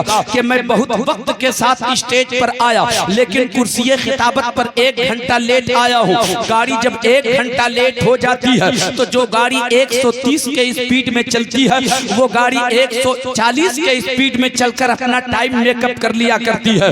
आज ये आपका खतीब थोड़ी सी तेजी के साथ बात करना चाहेगा, मगर आप हाजिर रहेंगे तो मंजिल तक पहुंच जाएंगे इंशाअल्लाह। गौर से मेरी बातों को सुनिएगा। अल्लाह फरमाता है, जो खुदा की राह में कत्ल किए जाएं उन्हें मुर्दा न कहो बल्कि वो जिंदा जिंदा हैं। हजरत गिरामी, अब मौत और जिंदगी का फलसफा भी आपने समझ रखा है, शहादत का भी फलसफा आपने समझ रखा है। शहीद मरता नहीं, शहीद जिंदा होता है। जब जब हम शहीद का जिक्र करते हैं हमारे ख्याल में सरकार इमाम हुसैन हुआ करते हैं, हमारे ख्याल में अब्बास हुआ करते हैं, हमारे ख्याल में अली अकबर हुआ करते हैं, हमारे ख्याल में अली असगर हुआ करते हैं। मगर एक बात मैं बताऊं, शहीद मरता नहीं जिंदा होता, ये तो आला दर्जे का शहीद है जी, बड़े ऊंचे मकाम की शहादत हासिल हुई है। मैं एक बात बताता हूँ, हिंदुस्तान की तारीख जिन लोगों ने पढ़ी है उन लोगों से मैं जरा सा तवज्जो चाहूंगा, जिन लोगों ने हिंदुस्तान की तारीख का मुताला किया है। 1929 की बात कर रहा हूँ मैं। इल्मुद्दीन नाम का एक शख्स है जो मोहम्मदुर रसूलुल्लाह सल्लल्लाहु अलैहि वसल्लम की मोहब्बत में सूली कबूल कर लिया था। एक गुस्ताख ने मुस्तफा की शान में गुस्ताखी की थी, और जब इल्मुद्दीन को इस बात का इल्म होता है कि किसी ने मेरे आका का कार्टून बना दिया है, किसी ने आका की शान में गुस्ताखी की है, मेरे मुस्तफा की तस्वीर कागज पे किसी ने उतारा है, वो बड़ा बोझल सा रहने लगा। लेकिन इस गुस्ताखी के बाद लाहौर की सरजमीन पर एहतजाज होता है। उस वक्त हिंदुस्तान पाकिस्तान कुछ अलग नहीं था, सारा का सारा हिंदुस्तान ही था, अंग्रेजों का जमाना था। 1929 की बात कर रहा हूँ मैं। हजरत गिरामी जरा गौर से सुनिएगा। इल्मुद्दीन नाम का वो शख्स है जो बड़ा बोझल रह रहा है, जो बड़ा पदमुर्दा रहने लगा है। सुना कि मेरे आका की शान में गुस्ताखी किया है, इधर एहतजाज हो रहा है, उसकी मुखालिफत में जलसे भी हो रहे हैं, जुलूस भी निकाला जा रहा है, एहतजाज भी होता जा रहा है, उस गुस्ताख के खिलाफ नारे भी लग रहे हैं, उस गुस्ताख के लिए उसके कैद होने का ऐलान भी किया जा रहा है, उसकी गिरफ्तारी भी मांगी जा रही है, मगर कुछ भी नहीं हो रहा है। एहतजाज हो रहा है मगर बेअसर हो रहा है, खिताबत उसके खिलाफ हो रही है मगर बेअसर हो रही है, उसके खिलाफ जुलूस निकाला जा रहा है मगर जुलूस भी बेअसर हो रहा है। हफ्ते 10 दिन गुजर गए, महीने 2 महीने गुजर गए। इल्मुद्दीन नाम का वो शख्स है, वो क्या किया करता है, बढ़ई का काम किया करता है। एक वक्त की नमाज भी नहीं पढ़ता, वो नमाज भी नहीं पढ़ा करता था, कुरान की तिलावत भी करने नहीं जानता था। मगर एक अच्छी बात ये थी, इल्मुद्दीन नाम का वो जो शख्स था वो नमाज भी नहीं पढ़ता था, कुरान की तिलावत भी करने नहीं जानता था, मगर सुबह शाम 100 मरतबा अपने आका पे दरूद पढ़ा करता था, अपने आका पे दरूद पढ़ा करता था। दर्द होने लगा सीने में, मेरे आका का कोई कार्टून बनाएगा, मेरे आका का कोई कार्टून बनाएगा, आका की तस्वीर कोई कागज पे उतारेगा। बर्दाश्त न कर सका। देखा मोहम्मद अली जिन्नाह भी है एहतजाज में, अल्लामा इकबाल भी है एहतजाज में, मेरे दोस्त तो पीर जमात अली भी है उस एहतजाज में, दीदार अली शाह भी है उस एहतजाज में, मगर कोई मकसद किसी का पूरा नहीं हो रहा है। वो इल्मुद्दीन जो पढ़ा लिखा नहीं था, वो इल्मुद्दीन जो बढ़ई का काम किया करता था, लकड़ी का काम किया करता था, वो इल्मुद्दीन जो एक हर्फ पढ़ने नहीं जानता था, उसने चुपचाप अपने घर से खंजर उठाया और चुपके अपने घर से निकला। निकलने के बाद वो गुस्ताख जिसका नाम राजपाल था पहुंचा उसके पास, और पहुंचने के बाद उसका सर कलम कर दिया। सर कलम किया, उसके दरवाजे पर 2 मुहाफिज खड़े थे, उसने ऐलान करना शुरू किया, कातिल कातिल कातिल। इल्मुद्दीन ने कहा, नारे लगाने की जरूरत नहीं है, मैं कहीं भाग नहीं रहा हूँ, बताओ कि यहाँ पर पानी कहीं बहता है, कहीं पानी का इंतजाम है, जो ये खून के छींटे पड़े हैं जरा सा धो लेता हूँ, मैं भागूंगा कहीं नहीं। बहरहाल पानी से अपने छींटे को साफ किया है उसने, और खुद वो कहता है कि बताओ थाना करीब में कहाँ पे है, मुझे थाने जाना है। थाना जाकर के अपनी गिरफ्तारी करवाई, कहा मेरा केस दर्ज करो, मैंने फला को कत्ल किया है, मैंने फला का कत्ल किया है, फला को मौत की घाट उतार दिया है। अल्लाह अकबर। इल्मुद्दीन की गिरफ्तारी होती है, उसे कैद में रखा जाता है, मुकदमा दायर होता है, अब केस चलता है तो दुनिया के लोगों को पता चला, लाहौर और पेशावर के लोगों को पता चला, पाकिस्तान के उस अतराफ के तमाम शहर के लोगों को पता चला, इल्मुद्दीन ने फला का कत्ल कर दिया है, गुस्ताख का सर कलम कर दिया है, उस गुस्ताख को मार डाला है और अब वो जेल चला गया है। इतना बड़ा मुजाहिद, इतना बड़ा खासी, उसे बचाना पड़ेगा, इतना बड़ा आशिक उसे बचाना पड़ेगा। अब लोग ये सोचते हैं बड़े बड़े वकीलों को किया जाए ताकि उसका केस देखे, उसका केस देखा जाए। वकील केस देखता है, उसके फीस लिए जाते हैं। हजरात फीस देने के लिए सब कोई तैयार है, बड़ा बड़ा रईस फीस देने को तैयार है, वकील को फीस देने के लिए तैयार, मोहम्मद अली जिन्ना भी फीस देने को तैयार। हजरात गिरामी केस चल रहा है। हजरात छोटे छोटे बच्चे निकल पड़ते हैं लाहौर की गलियों में और गली कूचों में चंदा किया जा रहा है कि इल्मुद्दीन को बचाना है, इल्मुद्दीन की रिहाई के लिए चंदा किया जा रहा है। बच्चे चंदा करते करते इल्मुद्दीन के दरवाजे तक पहुंच गए। उन बच्चों को पता नहीं था हम जिसकी रिहाई के लिए चंदा कर रहे हैं ये उसी का दरवाजा है। जब दरवाजे पे पहुंचे बच्चे चंदा करने के लिए, घर से एक खातून निकलती है, वो इल्मुद्दीन की माँ है। उसकी माँ ने पूछ लिया बच्चों किस काम के लिए चंदा हो रहा है, किस जरूरत के लिए चंदा हो रहा है? कहा इल्मुद्दीन की रिहाई के लिए चंदा कर रहा हूँ, हमें आशिक़े रसूल को बचाना है, हमें मोहब्बत करने वाले को बचाना है। उसकी माँ ने जवाब दिया नहीं नहीं, चंदा करने की जरूरत नहीं है, वो आशिक़े रसूल है, वो तो जानबूझ करके जेल पहुंचा है, वो रिहाई चाहता नहीं है, वो तो फांसी मांग रहा है, वो तो सजा मांग रहा है। मोहब्बत रसूल में सजा चाह रहा है, इश्क़ रसूल में सजा की मौत चाह रहा है। अल्लाह अकबर। मेरे दोस्तों और बुजुर्गों, अब केस लड़ा जा रहा है। इल्मुद्दीन को जाकर बड़े बड़े लोग मुलाकात करते हैं जेल खाने में। इल्मुद्दीन हम लोग बहुत कोशिश कर रहे हैं, इल्मुद्दीन जवाब देते हैं किसी कोशिश की जरूरत नहीं है, आज ही के दिन के लिए तो मैंने ऐसा काम किया था, फिर आप रिहाई की बात कर रहे हैं। अल्लाह अकबर। लेकिन सारे लोगों का मंशा ये था कि इल्मुद्दीन को किसी तरीके से बचा लिया जाए। बस एक बात है जिसके लिए मैं इतनी बातें कर रहा हूँ आपके सामने, शहीद मरता नहीं, शहीद जिंदा होता है। हजरात वो लोग जिसकी बात कर रहा था मैं, इमाम हुसैन की बात, हजरत अली अकबर की बात, ये तो बड़े शोहदा में शुमार किए जाते हैं, ऊंचे दर्जे के शहीद हैं ये लोग। मगर मैं एक छोटे शहीद की बात करता हूँ। अल्लाह अकबर। इल्मुद्दीन गाजी, अल्लाह अकबर। अब मोहम्मद अली जिन्ना से कहा, अल्लामा इकबाल ने कहा मोहम्मद अली जिन्ना से, कहा कि आप तो बहुत बड़े वकील हैं, पैसे भी आपके पास हैं, कोई रास्ता निकालिए, कोशिश कीजिए। बहरहाल मोहम्मद अली जिन्ना जेल खाना पहुंचता है और मोहम्मद अली जाकर के बात करता है इल्मुद्दीन से। बात करने के बाद कहा, ए इल्मुद्दीन एक काम करो ना, हम अपनी जिंदगी की सारी कमाई तुझे बचाने के लिए झोंक देंगे, लेकिन सिर्फ तू अपना बयान बदल दे, अपना स्टेटमेंट बदल दे, अपनी बात बदल दे। क्या बदलना है? कहा एक बार तू कह दे कि कत्ल मैंने नहीं किया है। इल्मुद्दीन ने कहा, ए मोहम्मद अली जिन्ना, अपनी कमाई अपने पास रखो, मैं अपने मुस्तफा की खातिर झूठ बोलूंगा?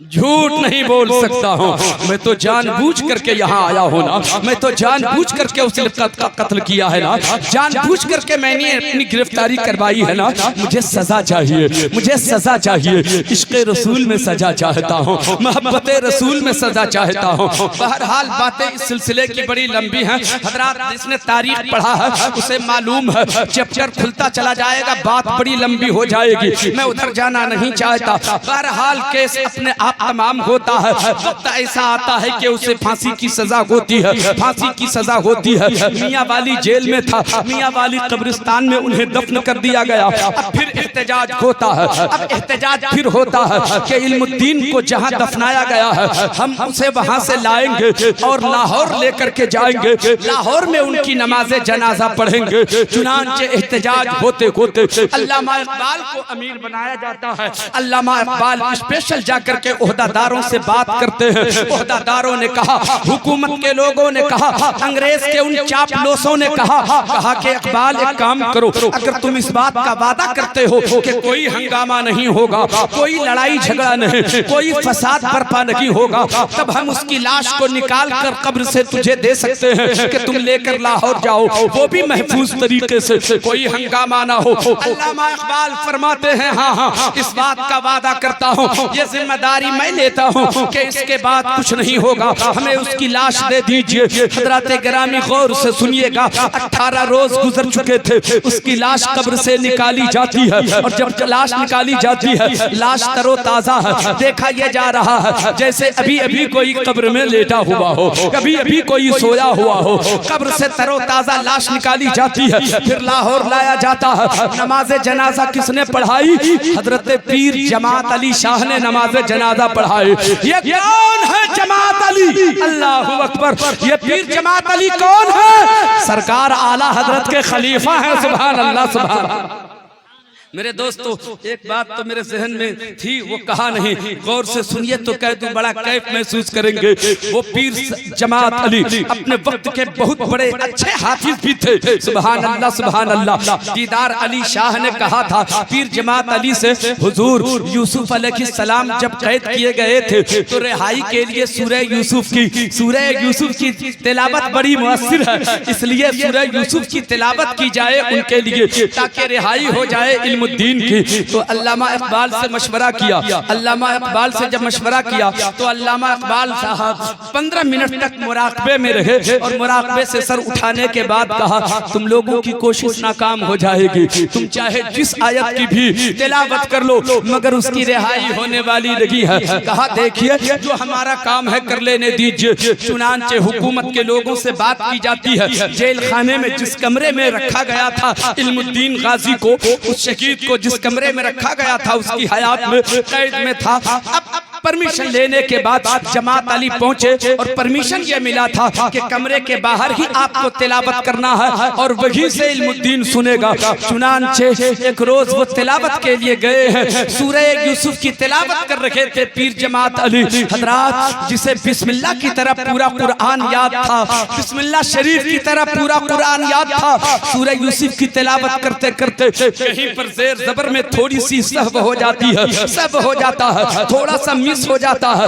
खता हो जाती है, जबर की जगह जेर आपने पढ़ दिया। फौरन कमरे के अंदर से इल्मुद्दीन गाजी ने कहा, हुजूर थोड़ा सा मिस हो गया, थोड़ी सी खता हो गई, दोबारा उसको पढ़ा जाए। ए इल्मुद्दीन तुझे कैसे पता चला? कहा आप दोबारा देख लीजिए, आप सोच समझ लीजिए, आपने जो पढ़ा है वो सही है या गलत है? आपने जबर की जगह जेर पढ़ दिया है। कहा हाँ वो तो ठीक है, वो तो मैं देख लूंगा, मगर तू कैसे जान गया? तू तो एक हर्फ नहीं जानता है, तू तो कुरान पढ़ने भी नहीं जानता, तुझे कैसे पता चल गया कि मैंने गलत पढ़ा है? तो इल्मुद्दीन जवाब देता है, आपने उस्ताद से कुरान पढ़ा है, मैंने रसूलुल्लाह से कुरान पढ़ा है। सुभान अल्लाह, सुभान अल्लाह। मैंने रसूलुल्लाह से कुरान पढ़ा है। बहरहाल अब उसकी लाश को लाया गया है। लाश को जब लाहौर लाया, अब पीर जमात अली शाह ने नमाज जनाजा पढ़ाई। अल्लामा इकबाल ने लोगों से इजाजत चाहिए और कब्र में खुद उतरते हैं और इल्मुद्दीन को उतारा जाता है। अब जो बात कहनी थी सुनिए, शहीद मरता नहीं जिंदा होता है, शहीद मरता नहीं जिंदा होता है। मोहतरम दोस्तों, लाश को अब रखा जाता है कब्र में। जब लाश को लिटाई गई, मैयत को लिटाई जाती है, उसके बाद कफन सर से हटाया जाता है, चेहरे से कफन हटाया। बस 1 मिनट में बात खत्म करता हूँ। चेहरे से कफन हटाया और हटाने के बाद नजर से नजर मिलाया। इल्मुद्दीन की नजर अल्लामा इकबाल से मिलती है। 18 रोज गुजर चुके थे, शहीद हुए 18 रोज गुजर चुके थे। जिसने फांसी के फंदे को अपने हाथ से अपने गले में डाला था वो इल्मुद्दीन गाजी है। अल्लाह अकबर। इल्मुद्दीन गाजी से कहते हैं अल्लामा इकबाल, ओ इल्मुद्दीन तू तो बाजी ले गया, मैं जिंदगी भर शेर ही लिखता रहा मगर तू बाजी ले गया, तू कामयाब हो गया। इल्मुद्दीन याद रखना, तेरी कब्र में हम लोगों के यहाँ से जाने के बाद जब तेरी कब्र पे मिट्टी डाली जाएगी, हम लोग यहाँ से रुखसत होंगे, तेरी कब्र में मुस्तफा जाने रहमत तशरीफ लाएंगे, आकाए कायनात तशरीफ लाएंगे।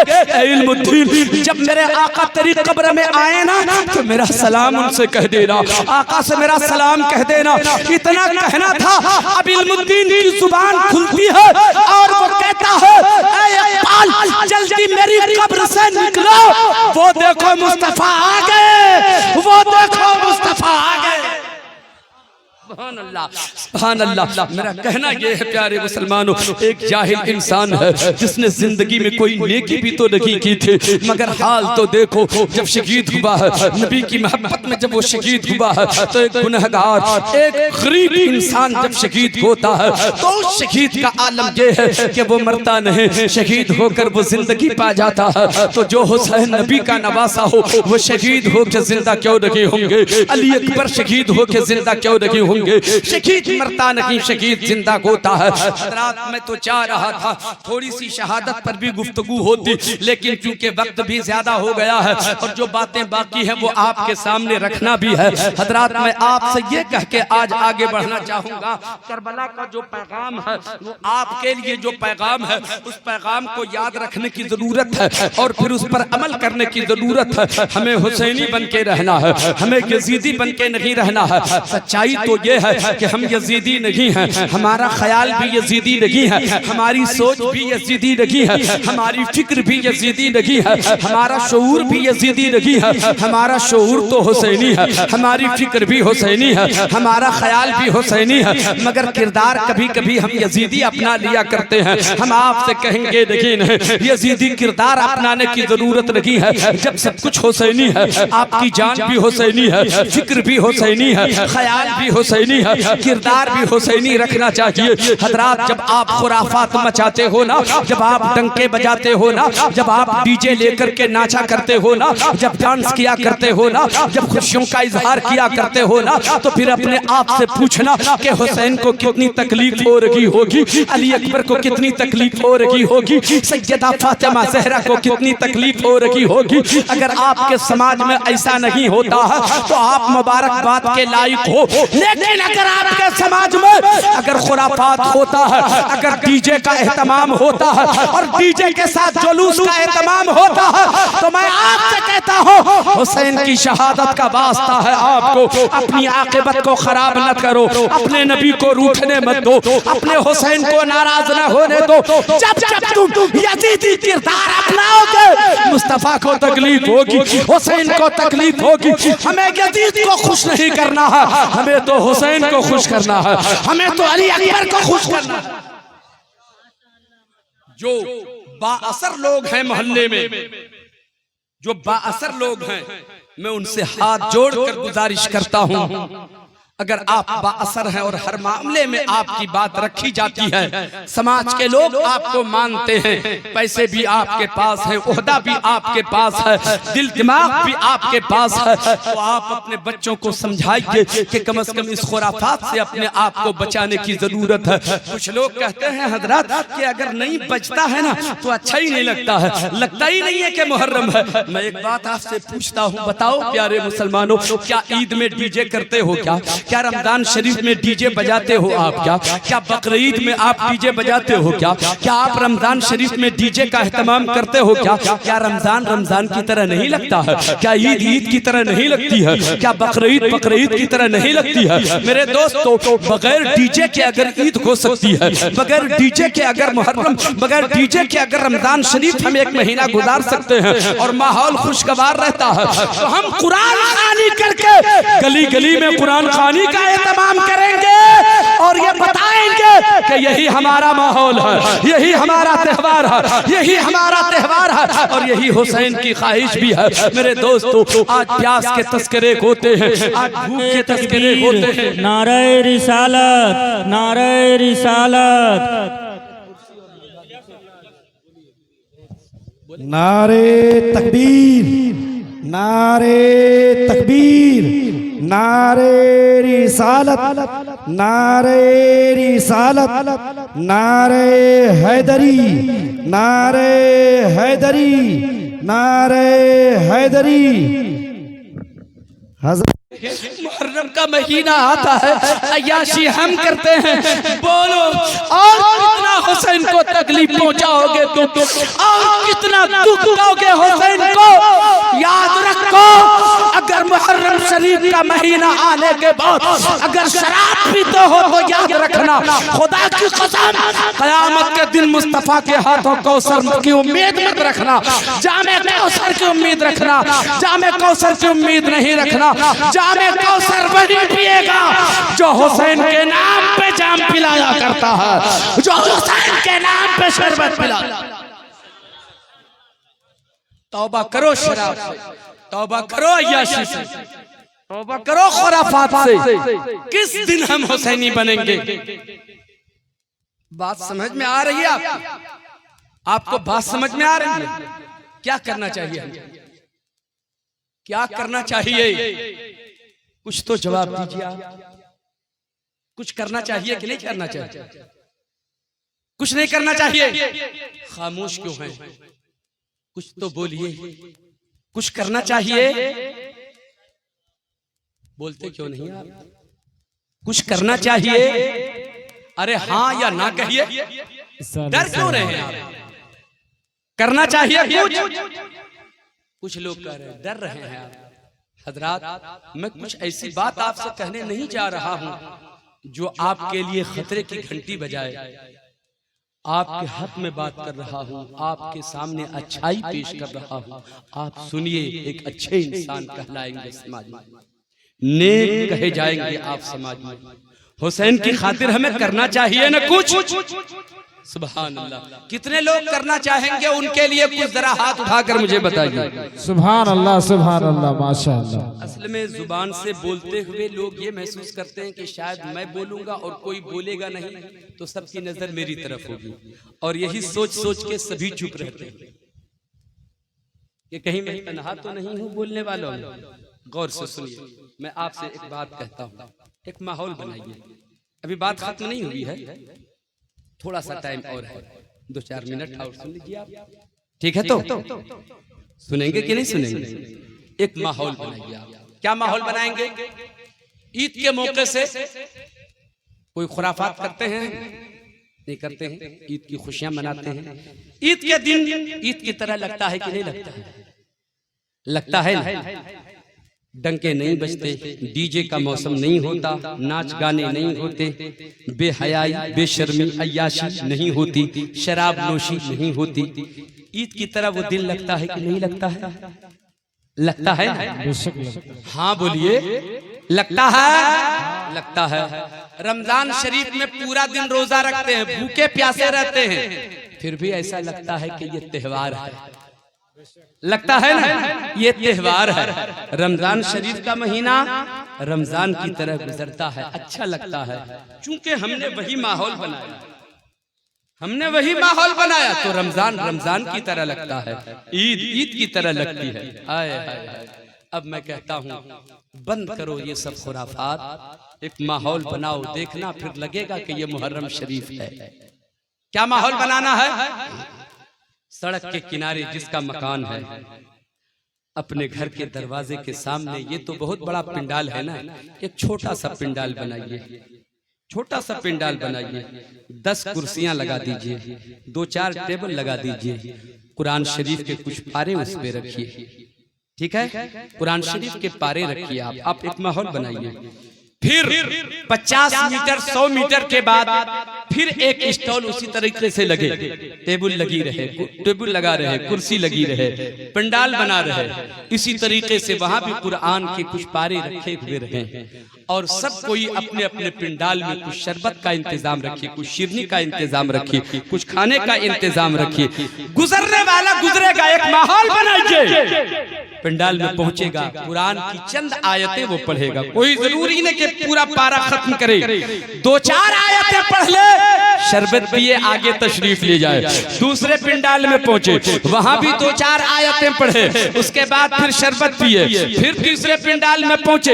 एक माहौल ये बनाइए, आप गलियों से गुजरेंगे, हर एक के सर पे टोपी नजर आएगी, लोग कुर्ता पजामा में नजर आएंगे, और हर तरफ कुरान की सदाएं बुलंद हो रही होंगी। लगेगा कि ये मुहर्रम शरीफ का माहौल बहुत सुभान अल्लाह। हजरात, कुरान की तिलावत की अहमियत बताई हुसैन ने। प्यास को हम फॉलो करते हैं, भूखे रखे गए हुसैन, प्यासे रखे गए हुसैन। मैं कहता हूं सिर्फ भूख को क्यों याद रखते हो, प्यास को क्यों याद रखते हो?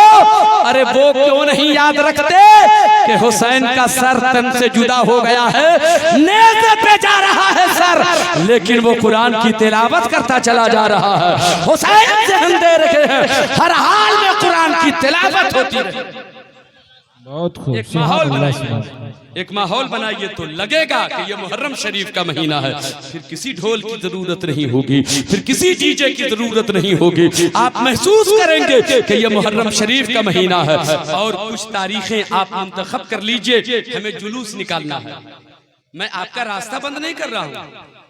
अच्छा, ये जो बात मैं कर रहा हूँ, ये किसी किताब से बात थोड़ी मैं कर रहा हूँ मैं कि आप जुलूस निकालिए, नहीं कह रहा हूँ मैं, अपनी तरफ से नहीं। मैं आपके मिजाज, आपके समाज का जो एक रीत है, जो रिवाज आपने बना रखा है, मैं कहता हूँ जुलूस निकालिए। आप कुछ तारीखें मुंतखब कर लीजिए, जुलूस निकालिए। जुलूस में क्या करना है आपको?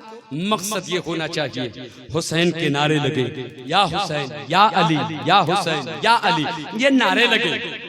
उससे क्या होगा?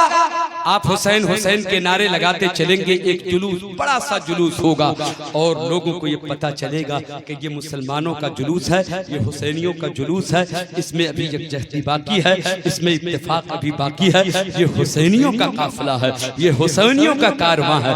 अगर हमारे जुलूस निकालने से गैरों पे एक धाक मालूम हो, गैरों पे एक रोक तारी हो, तो फिर हम जुलूस इसी मकसद के साथ निकालें कि हुसैन के नाम के नारे भी लगते रहे और गैरों पे इसकी हैबत भी हो, ये हमारा मकसद हो। वरना जुलूस का और कोई मकसद हमारा नहीं होता है। हमारे बुजुर्गों ने जो तरीका हमें दिया है, उन तरीकों पे हमें अमल करने की कोशिश करनी चाहिए। हजरात, ढेर सारी बातें हैं, मगर मैं अब बात खत्म कर रहा हूँ। फिर एक अरसा गुजरा, फिर एक रोज ज़ैनुल आबिदीन को यजीद ने बुलाया। बात खत्म करना होगा, वरना कहेंगे आज फिर अधूरी बात छोड़ करके ये चला गया। हजरात, ज़ैनुल आबिदीन को बुलाया, यजीद ने बुलाया और उनसे कहा, ज़ैनुल आबिदीन एक काम करो ना, तुम कुछ बातें मुझसे शराइत के तौर पे रखो, मैं उसे मानूंगा, मैं उसे कबूल करूंगा और मैं चाहता हूं कि अब कैद खाने से निकाल कर आप लोगों को रिहा किया जाए। ज़ैनुल आबिदीन ने कुछ शराइत रखा और उस शर्तों में से एक शर्त ये थी ज़ैनुल आबिदीन की कि सबसे पहले मेरे बाप के कातिल को मेरे हवाले कर दो, मेरे बाप के कातिल को मेरे हवाले कर दो।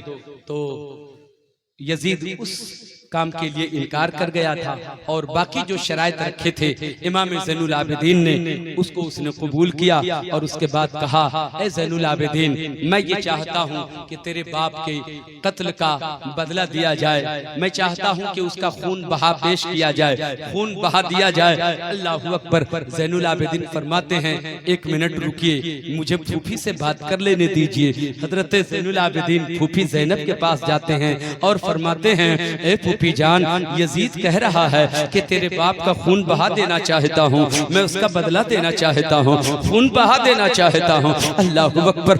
जनाबे ज़ैनब कुबरा फरमाती हैं, ए ज़ैनुल आबिदीन, जाओ यजीद से पूछो किस का खून बहा वो पेश करेगा, अली अकबर का, अली असगर का, अब्बास का, कासिम का, किस का खून बहा देगा वो। उनसे कह दो अब कुछ नहीं होगा, क़यामत के दिन का इंतजार करे, जहां मुस्तफा जाने रहमत भी होंगे, जहां अली भी होंगे, जहां फातिमा ज़हरा भी होंगी, वही अदालत में फैसला होगा, वही तुझसे बदला चुकाया। अल्लाह मेरे दोस्तों और बुजुर्गों, मगर फिर ये है कि कैद खाने से निकाला जाता है नुमान बिन बशीर की सरबराही में, फिर उस काफिले वाले को मदीना रुखसत किया जाता है। बात खत्म कर रहा हो, काफिला मदीने पहुंचने वाला है।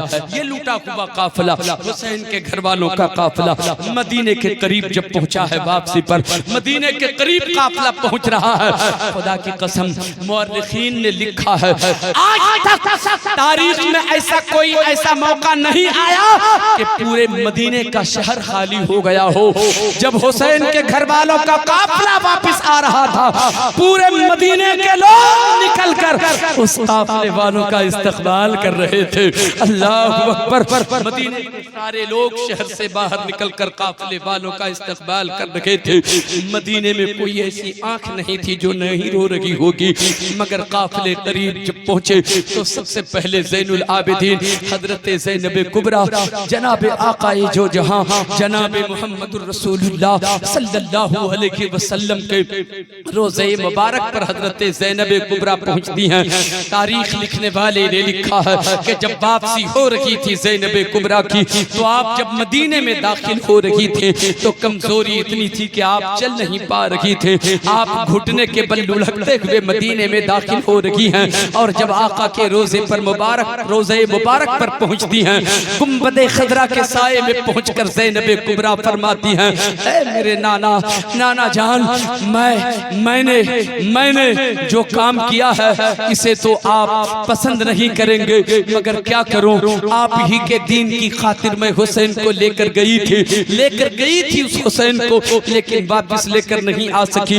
आपकी शरीयत की हिफाजत की खातिर लेकर गई थी, मगर क्या करूं, जालिमों ने ऐसा जुल्म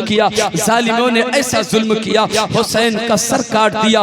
मेरे आका, मेरे नाना जान, मैं आपसे कुछ नहीं कहना चाहती, आप हो सके तो मुआफ कर दीजिए, लेकिन क़यामत के दिन उन लोगों से जरूर बदला लीजिएगा जिन लोगों ने मेरे घर वालों के साथ ये सलूक किया है। हजरत ज़ैनुल आबिदीन भी फिर मज़ार मुक़द्दस पे पहुंचते हैं और अपनी जिंदगी की दुख भरी कहानी आकाए कायनात के रोजे मुबारक पर सुनाई है, और उसके बाद फिर रुखसत हुए। ज़ैनुल आबिदीन का हाल तो ये था कि आप मदीने वापसी के बाद फिर मदीने की आबादी में आपने रहना गवारा न किया, पूरी जिंदगी आपने मदीने से बाहर थोड़ा हट करके आपने एक झोपड़ी बनाई और पूरी जिंदगी मदीने के बाहर आपने गुजार दिया। अल्लाहु अकबर। ज़ैनुल आबिदीन के लबों पे उसके बाद कभी मुस्कुराहट नहीं आई, कभी हंसते नहीं थे, हमेशा रोते रहते थे ज़ैनुल आबिदीन।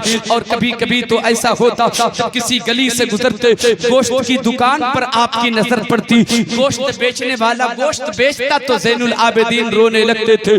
दुकानदार की नजर कभी कभी ज़ैनुल आबिदीन पे अगर पड़ जाती थी तो फौरन अपनी दुकान समेटने लगते थे। लोग पूछते थे, ओ गोश्त बेचने वाले दुकानदार, तू गोश्त की दुकान क्यों समेट रहे हो? तो जवाब देता था, नहीं देखते हो कि ज़ैनुल आबिदीन आ रहे हैं। जब वो गोश्त का लोथड़ा देखते हैं तो वो रोने लगते हैं। अल्लाहु अकबर। ये जिंदगी की कहानी है हुसैन के घर वालों की, बातें अभी और हैं ज़ैनुल आबिदीन की, मगर मेरे दोस्तों और बुजुर्गों, ये मदीने के काफिले जब मदीने आते हैं, मदीने आने के बाद फिर जो जिंदगी गुजरी है ज़ैनुल आबिदीन की, वो बड़ी अजीब जिंदगी थी। फिर अपनी पूरी जिंदगी आपने मदीने से किनारे होकर एक झोपड़ी में जिंदगी गुजार दी। एक मौका ऐसा भी आया था, मदीने में किसी ने किसी को दौड़ाया, दौड़ता भाग रहा था, जान बचाना चाह रहा था, जान बचाने के गरज से अगला दौड़ता जा रहा था। कब देखा कि कहीं पनाह लेने के लिए जगह नहीं है, तो क्या देखते हैं, मदीने के बाहर जहां ज़ैनुल आबिदीन रहते थे ना, उसी दरवाजे के अंदर दाखिल हुए, देखा कि रीश मुबारक की हुई है, दाढ़ी मुबारक के सारे बाल पके हुए हैं, नूरानी चेहरा है, खूबसूरत चेहरा है। उसने हाथ जोड़ा, भागने वाले ने कहा थोड़ी देर के लिए पनाह दे दो। इमाम ज़ैनुल आबिदीन ने दरवाजा खोल दिया, वो भागने वाला अंदर गया, छुप गया। जो दौड़ा रहा था आया, इधर आया, किधर आया, जब देखा इधर उधर कहीं नजर नहीं आया, फिर वो वापस चला गया। जब उस भागने वाले को पता ये चला कि मुझे दौड़ाने वाला वापस चला गया है, बाहर आया तो वो बड़ा प्यासा था। उस मुबारक रीश वाले से, उस बुजुर्ग से कहा, हो सके तो थोड़ा सा पानी पिला दीजिए। इमाम ज़ैनुल आबिदीन ने एक कटोरा पानी लाया, उसको पिला दिया, कहा और थोड़ा पिला दीजिए, बड़ी शिद्दत की प्यास लगी थी। फिर एक कटोरा पानी पिलाया, प्यास न बुझी, कहा थोड़ा सा और पिला दीजिए। इमाम ज़ैनुल आबिदीन ने तीसरी मर्तबा फिर पानी पिलाया।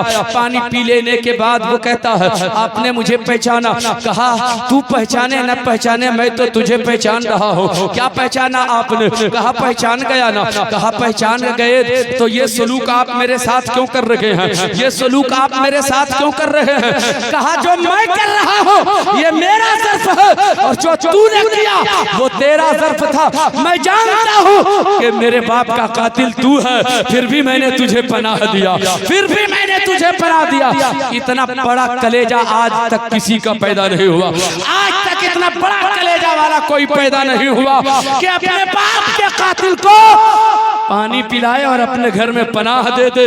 ये कलेजा तो हुसैन के घर वालों का है, ये कलेजा तो हुसैन के घर वालों का है। ऐ हुसैनियों, मैं आपसे कहता हूँ आप भी दुश्मनों को माफ करने की सलाहियत पैदा कीजिए, दुश्मनों को माफ करने का जज्बा पैदा कीजिए, तब हुसैनी कहलाएंगे। अल्लाह ताला हम सबको अच्छे अमल की तौफीक और रफीक अता फरमाए। और नौजवानों से जो मैंने कहा था कि आप नौजवानों आगे बढ़ो, आप आगे बढ़ो और इस मिशन को लेके चलो। वो तहरीक आपकी बड़ी अच्छी है, गरीबों लाचारों मजबूरों की मदद करना, ये आपने अपना एक मिशन बनाया है। 84 लोग गालिबन उस कमेटी के अंदर शामिल हो चुके हैं। मैं गुजारिश करता हूँ कि 100 पूरे होना चाहिए, बात मेरी खत्म यहीं पर हो जाती है। मैं चाहता हूँ वो 100 लोग 100 पूरे करने के लिए 16 लोगों की जरूरत है। 84 लोग उस कमेटी के अंदर शामिल हो चुके हैं जो गरीबों का सहारा बनने के लिए तैयार हैं।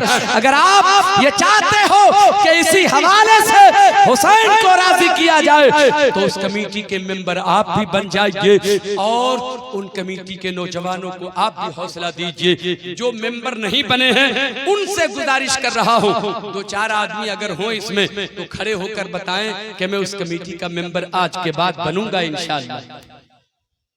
सारे लोग मेंबर हैं क्या? उस कमेटी के ये सारे मेंबर ही बैठे हुए हैं? नहीं है ना? कुछ ऐसे भी लोग होंगे जो मेंबर नहीं होंगे। अच्छा, एक आदमी कोई उठिए जो मेंबर हो जाए उस कमेटी के। कोई सुभान अल्लाह, सुभान अल्लाह। आइए आप जरा सा आइए, उलमाए किराम से मुसाफा कीजिए, दुआएं लेके जाइए आप यहाँ। सुभान अल्लाह, बड़ी दुआएं मिलेंगी उलमाए किराम की। हजरत तशरीफ लाए हैं हुजूर शेख तरीक़त, हुजूर पीर तरीक़त, आप इनसे हुजूर मुफ्ती रईसुल खैरी मद्दज़िल्लहुल आली वन नूरानी, आप हजरत से दुआएं लीजिए, हजरत से मुसाफा कर लीजिए और दुआएं ले लीजिए। हजरत ये जो कमेटी जो तहरीक लेके चली है गरीबों लाचारों की मदद करना, उसमें 84 मेंबर हैं, 84 लोगों का ताउन उसमें होता है। और ये 85 की सूरत में ये नौजवान, क्या नाम है आपका? अहमद रजा। सुभान अल्लाह, सुभान अल्लाह। ये काम तो अहमद रजा ही कर सकता है। सुभान अल्लाह, सुभान अल्लाह। ये नौजवान हजरत से दुआएं लेंगे, हजरत की दुआएं भरपूर मिलेंगी आपको। और कोई दूसरा नौजवान है जो मेंबर बने, कोई दूसरा नौजवान कोई खड़ा हो जाए। बहुत बड़ी बात कर रहा हूँ, हजरत से मुसाफा कर लेना इतना आसान नहीं है, याद रखना जी। है कोई और दूसरा नौजवान जो उस कमेटी का मेंबर बन सके? कोई तो होगा। लड़के लोग मशवरा कर रहे हैं, क्या करें, उठे कि नहीं उठे, खड़े हुए कि नहीं हुए, मेंबर बने कि नहीं। भाई फैसला करने में देर मत कीजिए। सब हुसैन मुलाहिजा फरमा रहे हैं, हुसैन के जिक्र की महफिल में बैठे हुए हो, हमें हुसैन मुलाहिजा फरमा रहे हैं, देख रहे हैं हमें हुसैन। सुभान अल्लाह। कोई है तो और खड़ा हो जाए, कोई नौजवान, 1-2 नौजवान को खड़ा हो जाना चाहिए, जल्दी से मेंबर बनना चाहिए। अच्छा काम है, नेक काम है, हौसला मिलेगा उन नौजवानों को कि हम काम कर रहे हैं तो लोग मुझे सहारा दे रहे हैं। कोई नहीं है, बड़ा अफसोस होता है। लेकिन एक ही नौजवान था इतने बड़े मजमे में जो मेंबर बन सकता है। आप में कोई हैसियत का नहीं है, कोई इस काबिल नहीं। एक हो जाइए और खड़ा उसका साथ देने के लिए, कोई हो जाइए। उलमाए किराम दुआएं देने के लिए मुंतजिर हैं। सुभान अल्लाह। कोई नहीं है। अच्छा, मैं जब सुभान अल्लाह कहता हूं तो लोग पलट के देखते हैं। नारे तकबीर, नारे रिसालत, सुभान अल्लाह, सुभान अल्लाह। आइए हजरत से मुसाफा कर लीजिए, दुआएं ले लीजिए। हजरत, अब मैं तीसरे की बात नहीं करूंगा। तीसरे की बात इसलिए नहीं करूंगा कि 2 ही को तो खड़ा करने में बड़ी परेशानी हो गई। अब अगर किसी का ज़ौक जिंदा होगा, अगर शौक पैदा होगा तो फिर आप मेंबर खुद ही जाकर बनेंगे। आप देखिए उनके कामों को तो आपकी तबीयत खुश हो जाएगी। नौजवान कितना अच्छा काम करते हैं, उन्हें हौसला मिलना चाहिए। पैसे किसे अच्छे नहीं लगते। दौलत किसे प्यारी नहीं होती, मगर नौजवान कमाते हैं और उन्हीं में से कुछ बचाकर कमेटी में जमा करते हैं और फिर उसी से गरीबों का सहारा बनते हैं। कितना अच्छा काम है जी। मैं कहता हूँ जिसका कोई सहारा नहीं होता उसका खुदा सहारा होता है, जिसको कोई सब ठुकरा देता है उसका सहारा परवरदिगार होता है। और उसकी सूरत में परवरदिगार ने अपने बंदों की ये टीम बना दी। सुभान अल्लाह, अपने बंदों का ये काफिला तैयार कर दिया खिदमत खल्क के लिए। अल्लाह ताला इस कमेटी के नौजवानों को कबूल फरमाए, इनकी खिदमत को कबूल फरमाए। मैंने जो कुछ कहा कहने में कहीं पर कोई लफ्ज़ कोई खता हो गई हो तो रब की बारगाह में अपनी खताओं से तौबा करता हूँ। या अल्लाह मेरी खताओं को मुआफ फरमा और मेरी तौबा को कबूल मकबूल फरमा। अस्तगफिरुल्लाह रब्बी मिन कुल्लि ज़ंबिन व अतूबु इलैह। ला इलाहा इल्लल्लाह मुहम्मदुर रसूलुल्लाह सल्लल्लाहु तआला अलैहि वसल्लम। हज़रात कुछ बातें और भी मुझसे कहने के लिए कहा था, लेकिन चूंकि वक्त भी ज्यादा हो गया और मैं उधर उलझ के रह गया। बहरहाल जो भी बातें हुई हैं ये बहुत हैं, आप इन बातों पे अमल कीजिए, एक अच्छे इंसान बनिए, नेक इंसान बनिए, सच्चे इंसान बनिए, हुसैनी बन के रहिए। देखिए ना, आप अच्छे बन के रहेंगे, लोग चलेंगे आप सड़कों पे तो लोग सैल्यूट मारेंगे आपको, आपसे मुसाफा करना चाहेंगे। और अगर गलत बन के रहेंगे तो सब आपसे कतराएंगे। इससे क्या मिलना है, इससे क्या मुसाफा करना है, इससे क्या सलाम करना। नहीं, ऐसा बनिए कि हर कोई मुस्कुरा के सलाम करे, हर कोई मुस्कुरा के मुसाफा करे, हर कोई अपने कलेजे से लगाए। ऐसा किरदार आपको दुनिया के सामने पेश करना है। अस्तगफिरुल्लाह रब्बी मिन कुल्लि ज़ंबिन व अतूबु इलैह। ला इलाहा इल्लल्लाह मुहम्मदुर रसूलुल्लाह सल्लल्लाहु अलैहि वसल्लम। अस्सलामु अलैकुम।